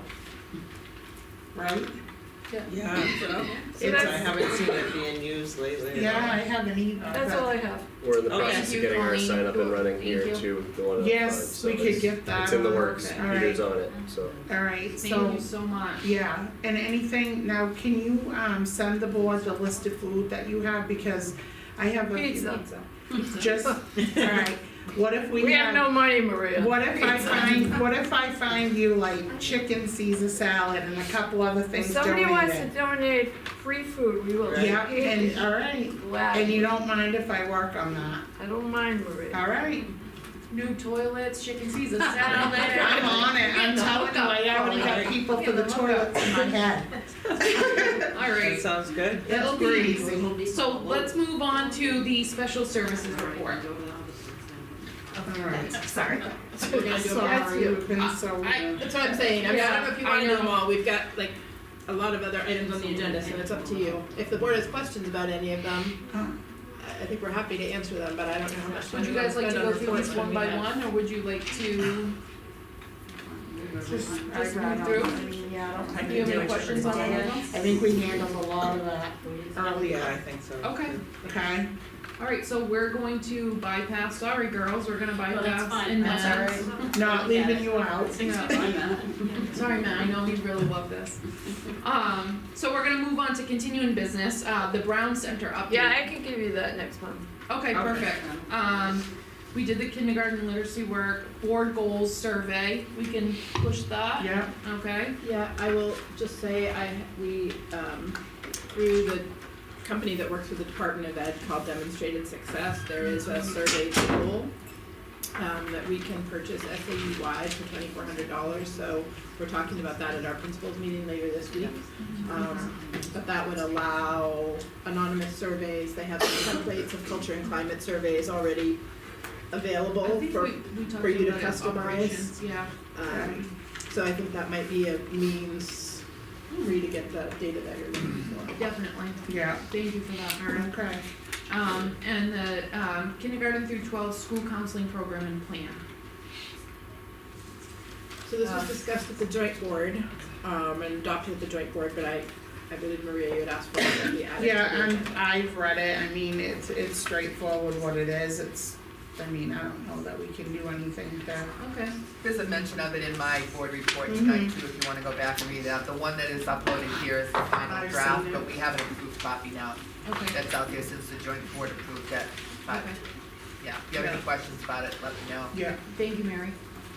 So we will move on to the next program. Maria, I believe you had a Yeah. question about the cost and the staffing. I think we got the cost was like 100,000, was it? $677,606.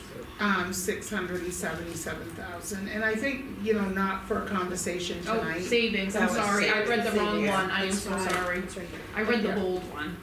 So I think we'll just kind of keep an eye on that and just kind of get the feedback from how it's doing, which, Principal Dow usually gives us that, so we can go on from that. Yeah, there's costs and then there's savings. Yeah. Yeah. All those students And were it- placed, this is give or take Yeah. what it would cost, so that's what we're saving by keeping that. Yeah, so the 677 is the savings. Yeah, and then Maria, you also asked for a suspension Yeah. data. I had kind of talked about, which feeds into the earlier conversation with the what things that are happening at home and being brought into the school to have to deal with. A lot of times it's not even school related, but they still wanna bring it in. And, so I look at that, and I was just kind of trying to say, our administration, and I'll say it again, has a lot of things that they need to be doing and want to be doing, but I think a lot of this distracts. The in-school suspension, it looks very low, on the elementary side.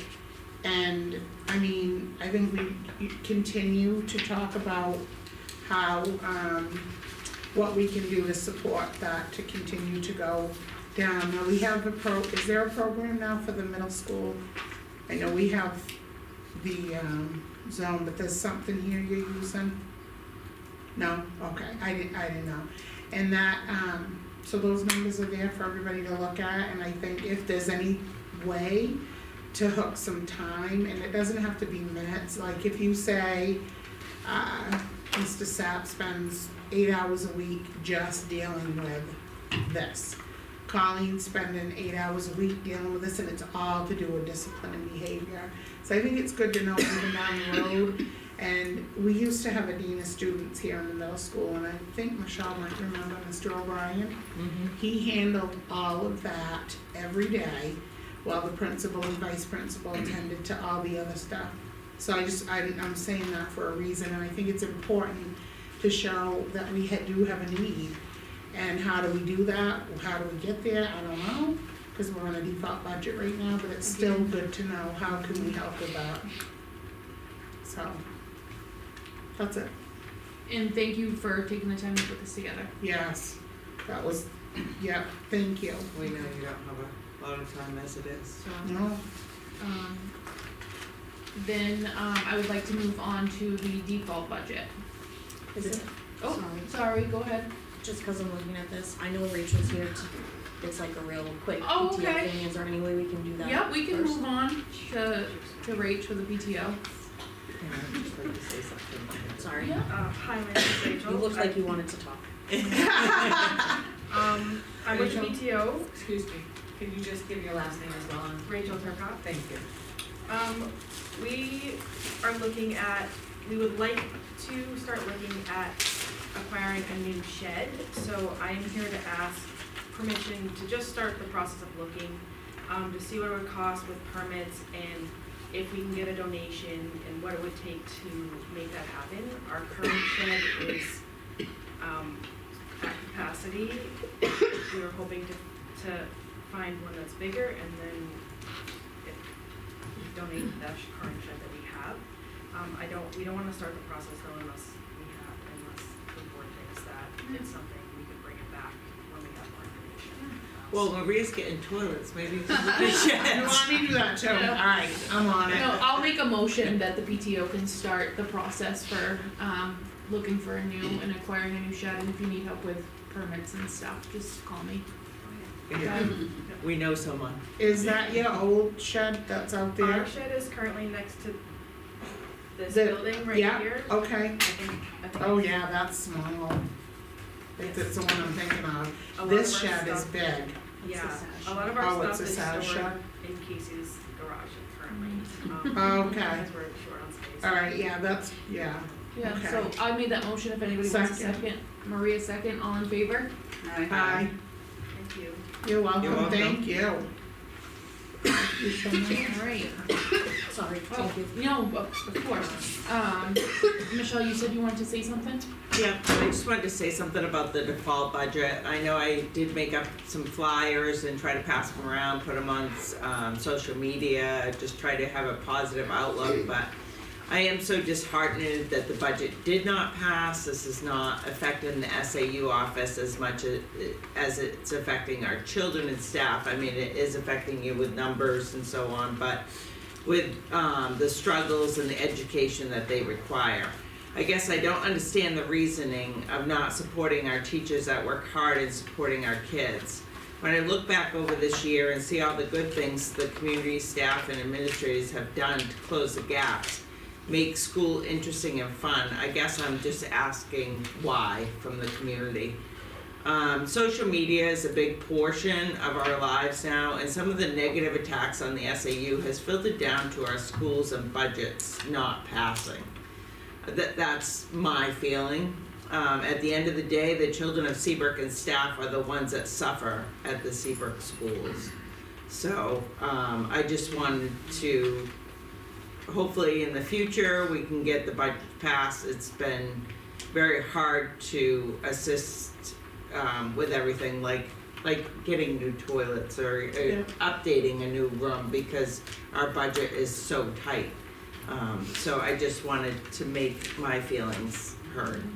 And I wanted to piggyback on what you just said, and I've done some research because it's been, well, this is the 5th year, I think. I looked at other schools and what they do, and I don't know how they do it, but they actually break out the SAU 21 costs separately to be voted on from the main school budgets.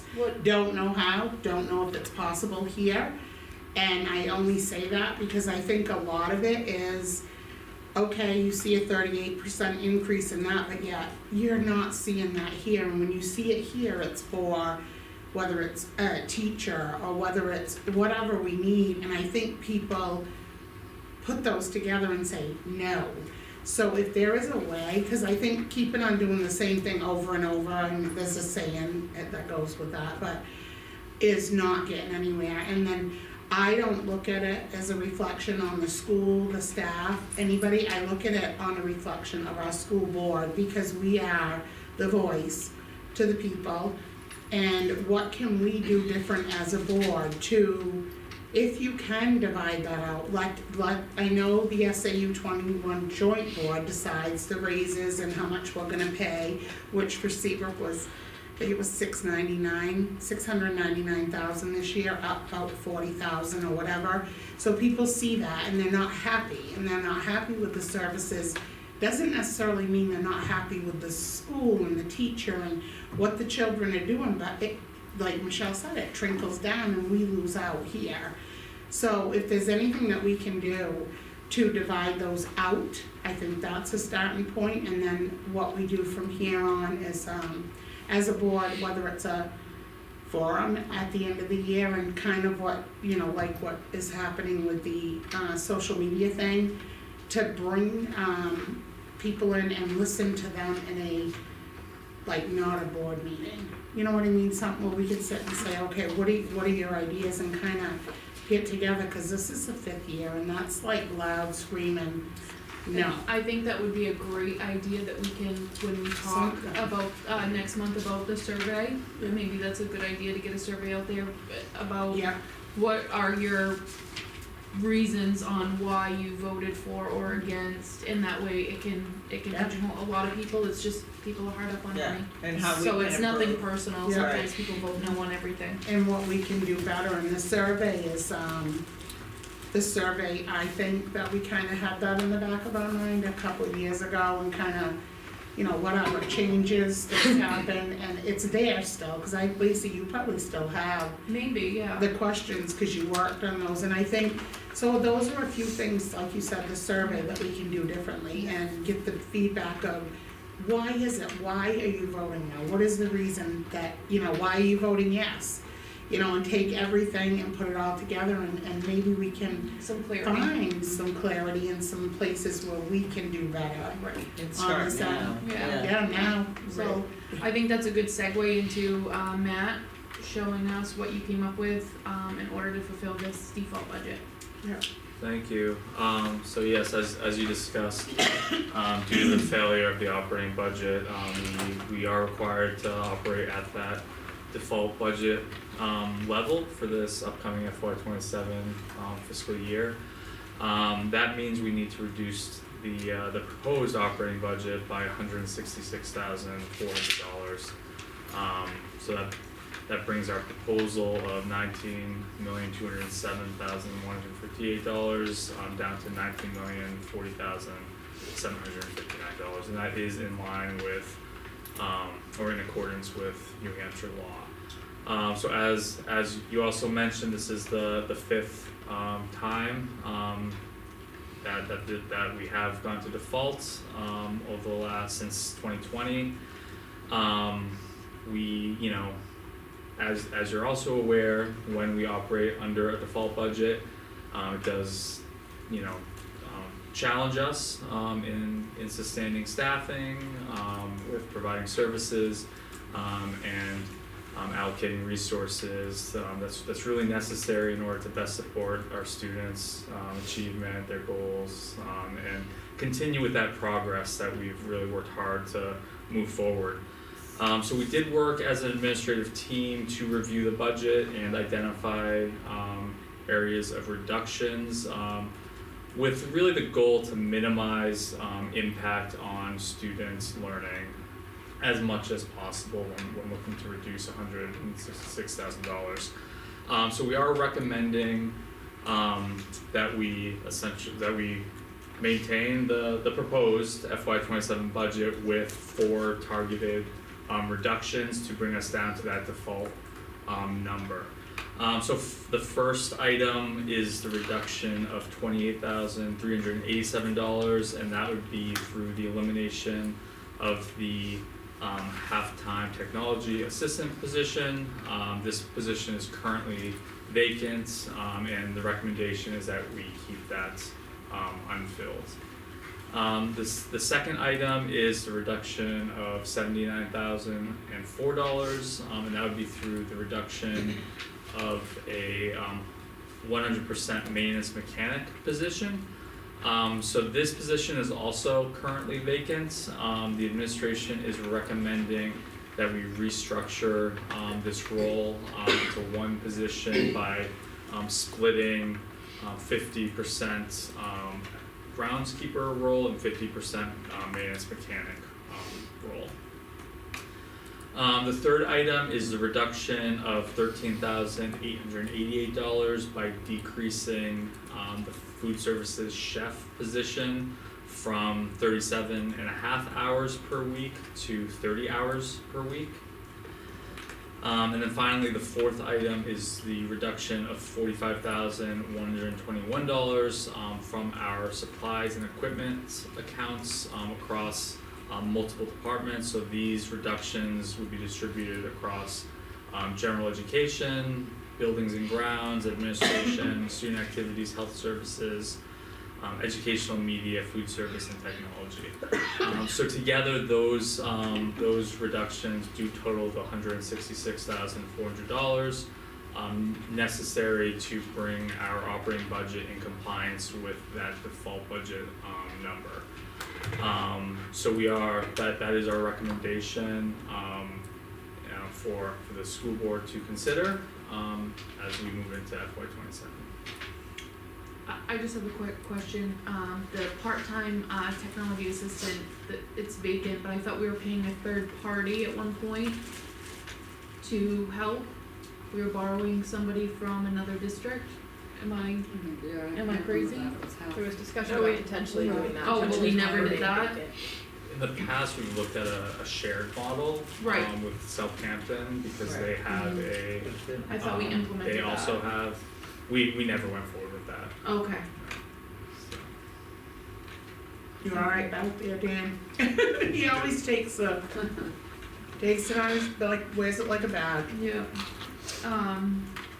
There's currently a groundskeeper in order to switch him from 100% groundskeeper to 50/50. We currently have a groundskeeper. Okay, I just wanna make sure, cause it's just wanna clarify, and then I'm okay with the chef. I just have a question about the allocation of this 45,000 to these different departments. Do you have a spreadsheet or anything with some recommendations, like we're taking 10 out of food service, we're taking 8 out of administration, we're taking, you know what I'm saying? Yeah, I don't have those exact allocations by department, but I can certainly email that to you, if you wanna defer this decision. Yeah, I just wanna know how that number was Yeah, absolutely. created, that 45,000. That is, absolutely. Does anybody have any questions for Matt? Just, one thing, I'm leery to touch the, facilities department too. The mechanic, I get it, we haven't filled it, but I don't know if anybody like has heard of all the sicknesses constantly. And we used to have a spray thing that we used during COVID, and I don't know what it's called. So after the rooms were clean, Terry would go around, I think, even though he was the head one, and spray with the stuff that got into all the crevices, and I just wonder if we're using that, and if we're not, if we can find out why, cause that helped reduce a lot of absences and sicknesses.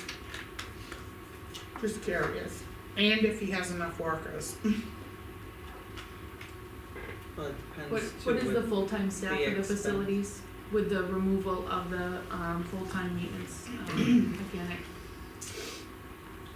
Just curious. Yeah, so I believe we have so we have the facilities manager, we have a full-time day custodian, a full-time groundskeeper, and then I believe it is 4 night custodians, but let me verify that.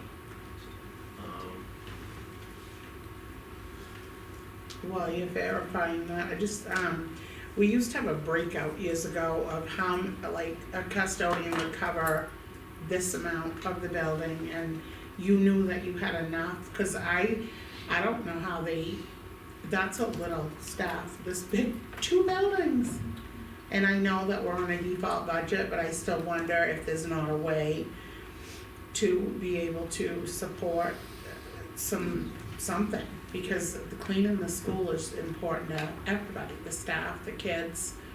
And, I mean, if somebody's covering this whole wing, one person at night, I don't know how they do it. Yeah, so there's 4 night custodians, and there are industry Yeah, standards. that's not many. As far as the amount of square footage that Yeah. a single custodian can cover, and we do, that's remained in place. Okay. So we do have that coverage based on industry standards for our custodial staff, and it is in line. The 4, are they part-time, the 4 night custodians, are they part-time or full-time? They're full-time. They're full-time, Yep. okay. And you have a part-time secretary? And there's Administrative there's assistant? also an administrative assistant Okay. that's And at do you a have any part-time level. other part-time, The only other part-time positions are, 2 positions is we have 2 summer part-time positions, okay. so.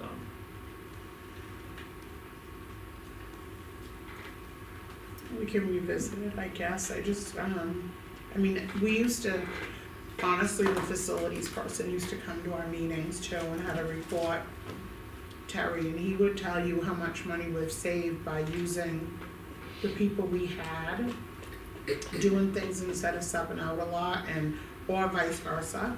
And it was really good information, it wasn't every month, but I do remember, and then he would come in sometimes and say, look, we've lost this one, or we got 2 out, we're not getting substitutes, $15 an hour to come in.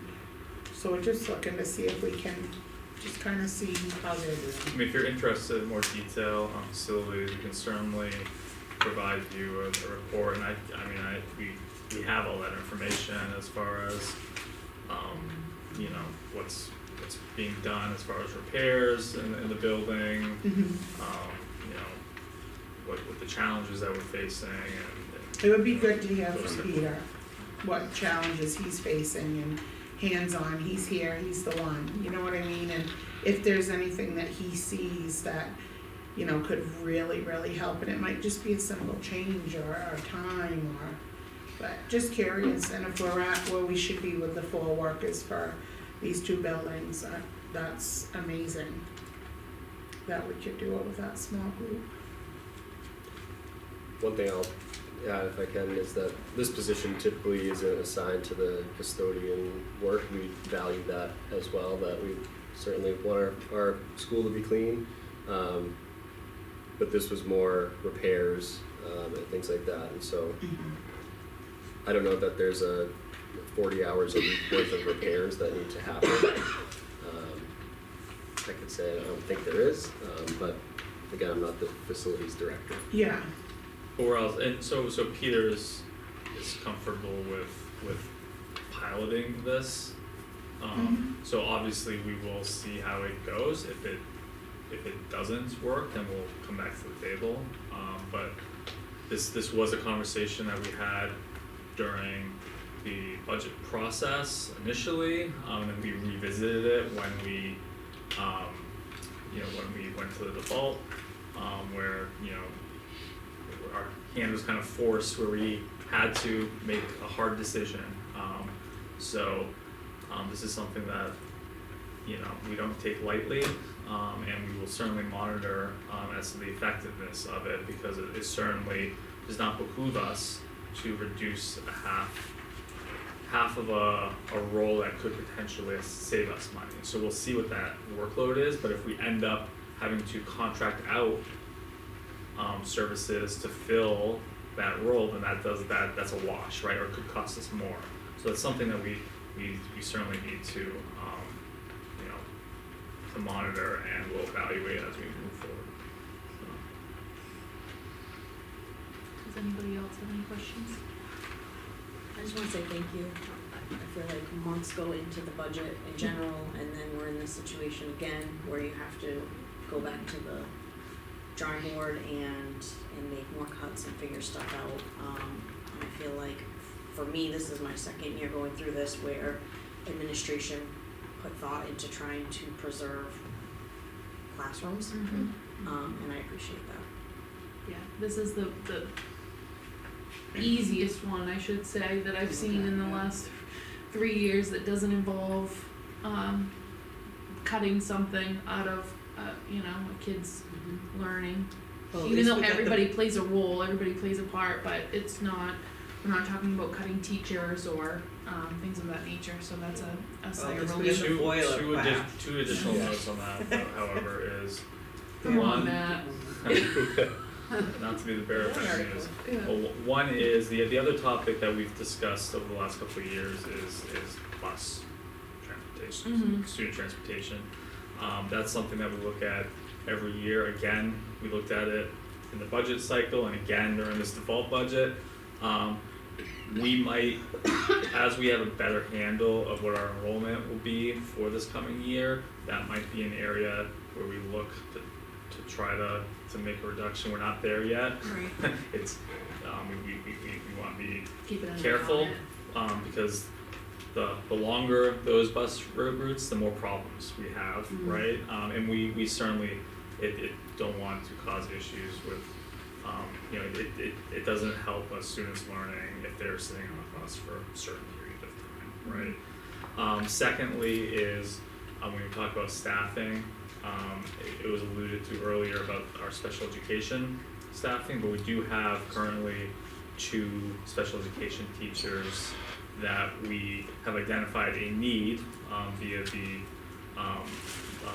calculation of services required for our students, that are currently not budgeted. So the warrant article failed for the 1 teacher. Unfortunately, that failed by 11 votes, so it was very disappointing. And then we had another special education teacher that the board had indicated that we could potentially utilize the special education expendable trust. I do want to caution, however, that as you know, I didn't go into detail in the finance report this month, but from previous months that we are we are tracking to be over budget. And we will likely be making a special education, or we are going to be proposing a reduction from the special education expendable trust, later in the spring towards the end of the fiscal year to cover that deficit. Additionally, we're gonna be moving into a default budget next year, so we're gonna have very limited, buffer there on that trust, where I do not feel that it's advisable to take expendable trust funds to pay for another special education teacher. We also had special education, a contribution for the special education trust as a warrant article. That warrant article also failed, so that was going to help with that purpose as well. So it's not advisable to use that trust for this teacher. So we have 2 teaching positions that we are legally required to fulfill, to hire. So that's something that we are gonna have to, as a team, take a look at and come back to the school board to determine how. We don't have to do, that's not something that needs to be done today, Right. but we will be coming to you in a future school board meeting to look at how we either fund or reassign existing staff into those roles. So I just want you to be aware that is coming up. So we may ask the board to consider meeting earlier than April 14th, because April 14th is your renewal deadline for teacher contracts as well. So you're considering asking you to meet Prior. prior. So Rhonda can send out the meeting availability request to all of you if you're open to that. Yeah. Sorry.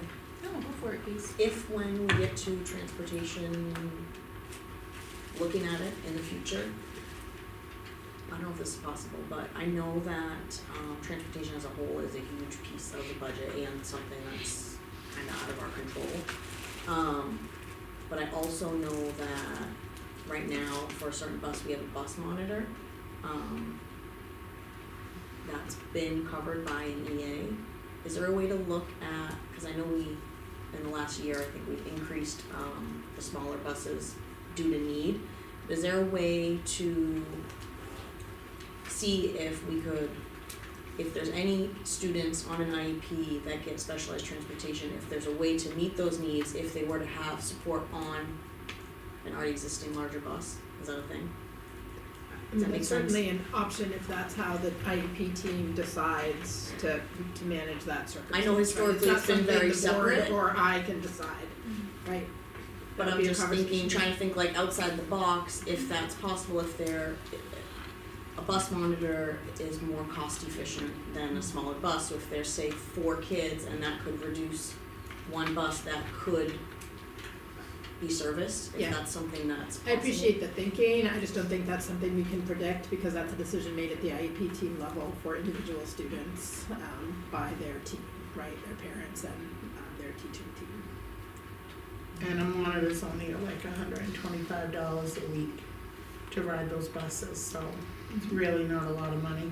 Do we have monitors? What buses do we have monitors on? The rec.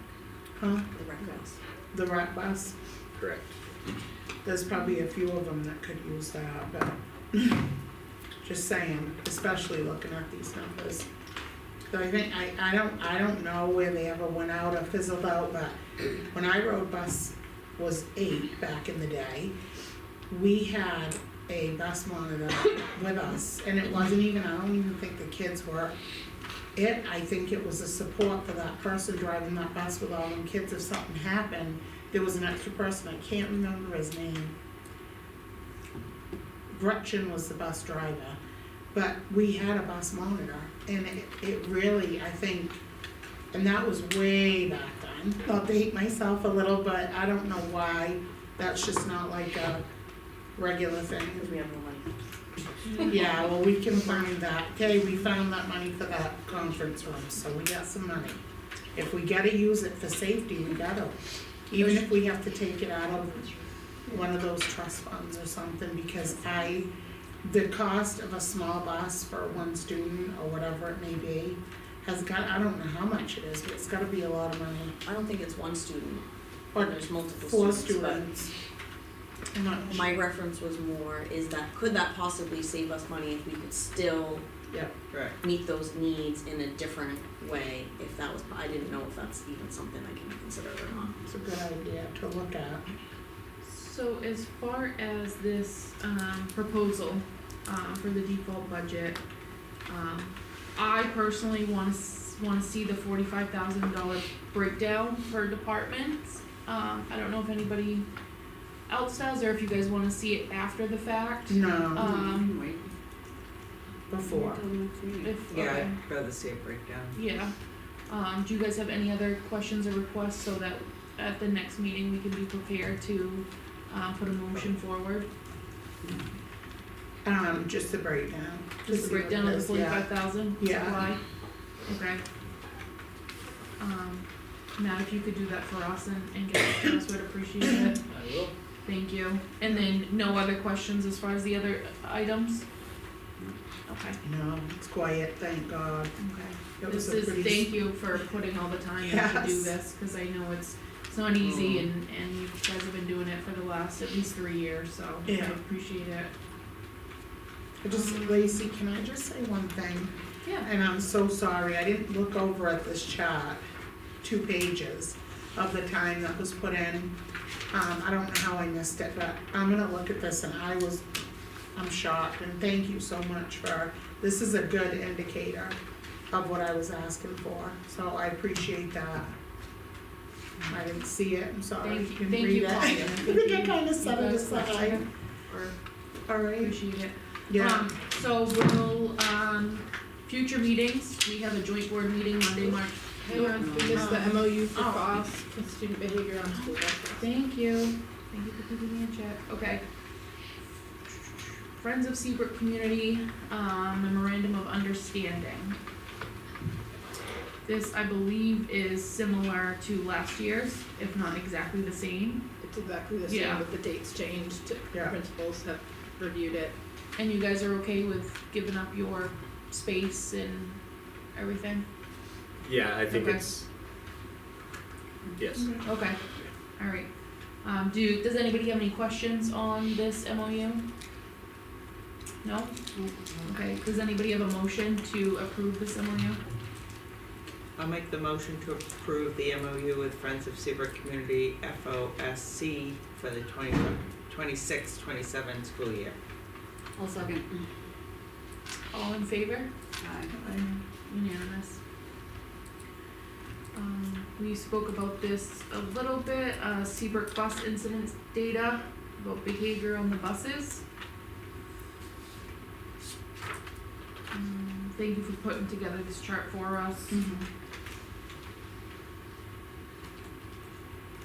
we can kinda keep Looks an like, eye yeah, on it. it's declining. It looks Yeah. like, It's way down. yeah, it's considerably declining, so thank you for all your hard work. We did the PTO shed request, personnel we will handle in non-public. Joint board meeting is Monday, March 30th. Starts, I think, 6 p.m. And then, we have the future meeting, for the Seabrook School Board, April 14th, and then we're gonna probably fit one in between now and then. And then that'll be posted. And then we'll go into non-public. Would anybody like to make that motion? Motion with one non-public, Under, where is it? RSA 91-A:3, 2, A through M, so what letter are we using? It is C. C? C, C. okay. okay. C and K? Just C. Just C. Just C. Okay. At 6:54. And Maria, you're making the motion? Yeah. And a second? I'll second. Jen, and roll call. Jen? Yes. Lacey? Yes. Maria? Yes. Michelle? Yes. Casey, someone like the public's. You are now in non-public. Yes. Good.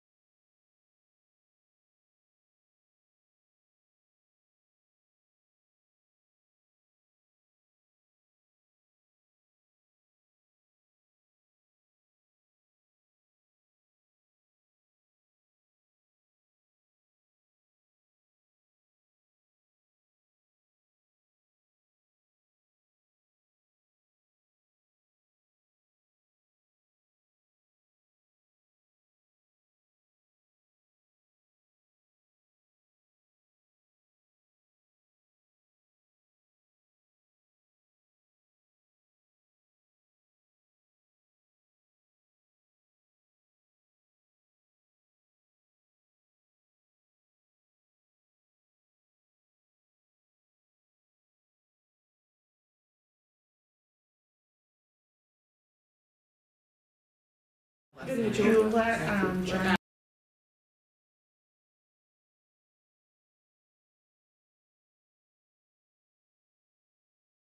Take a motion to come out of non-public. Thank God for you. And resume the because- public meeting at Okay. 7:06 Thank you. And who's making that motion? I will. Yeah.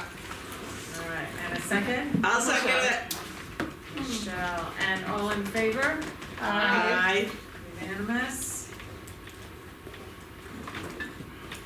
And do we have a motion, for the tuition, sorry, my computer can do So motion. motion to, and you have to choose allow or deny, and then I'll read the rest of it. Okay. I'll make a motion to allow students to continue their education at Seabrook Elementary School as a non-resident through the remainder of the 2005-2006 school year, and to waive tuition per policy JFAB. Second, Okay. Maria will second that. And all in favor? Aye. Okay, Jen? Jen, hit it. Motion to adjourn? At Jen. 7:09 p.m. Thank you so much. Thank you, everybody. Hold on, Have a Jen. good meeting. Casey will second. Casey will second, and all in favor? Aye. Thank you. Thank you. Thank you guys for having me tonight.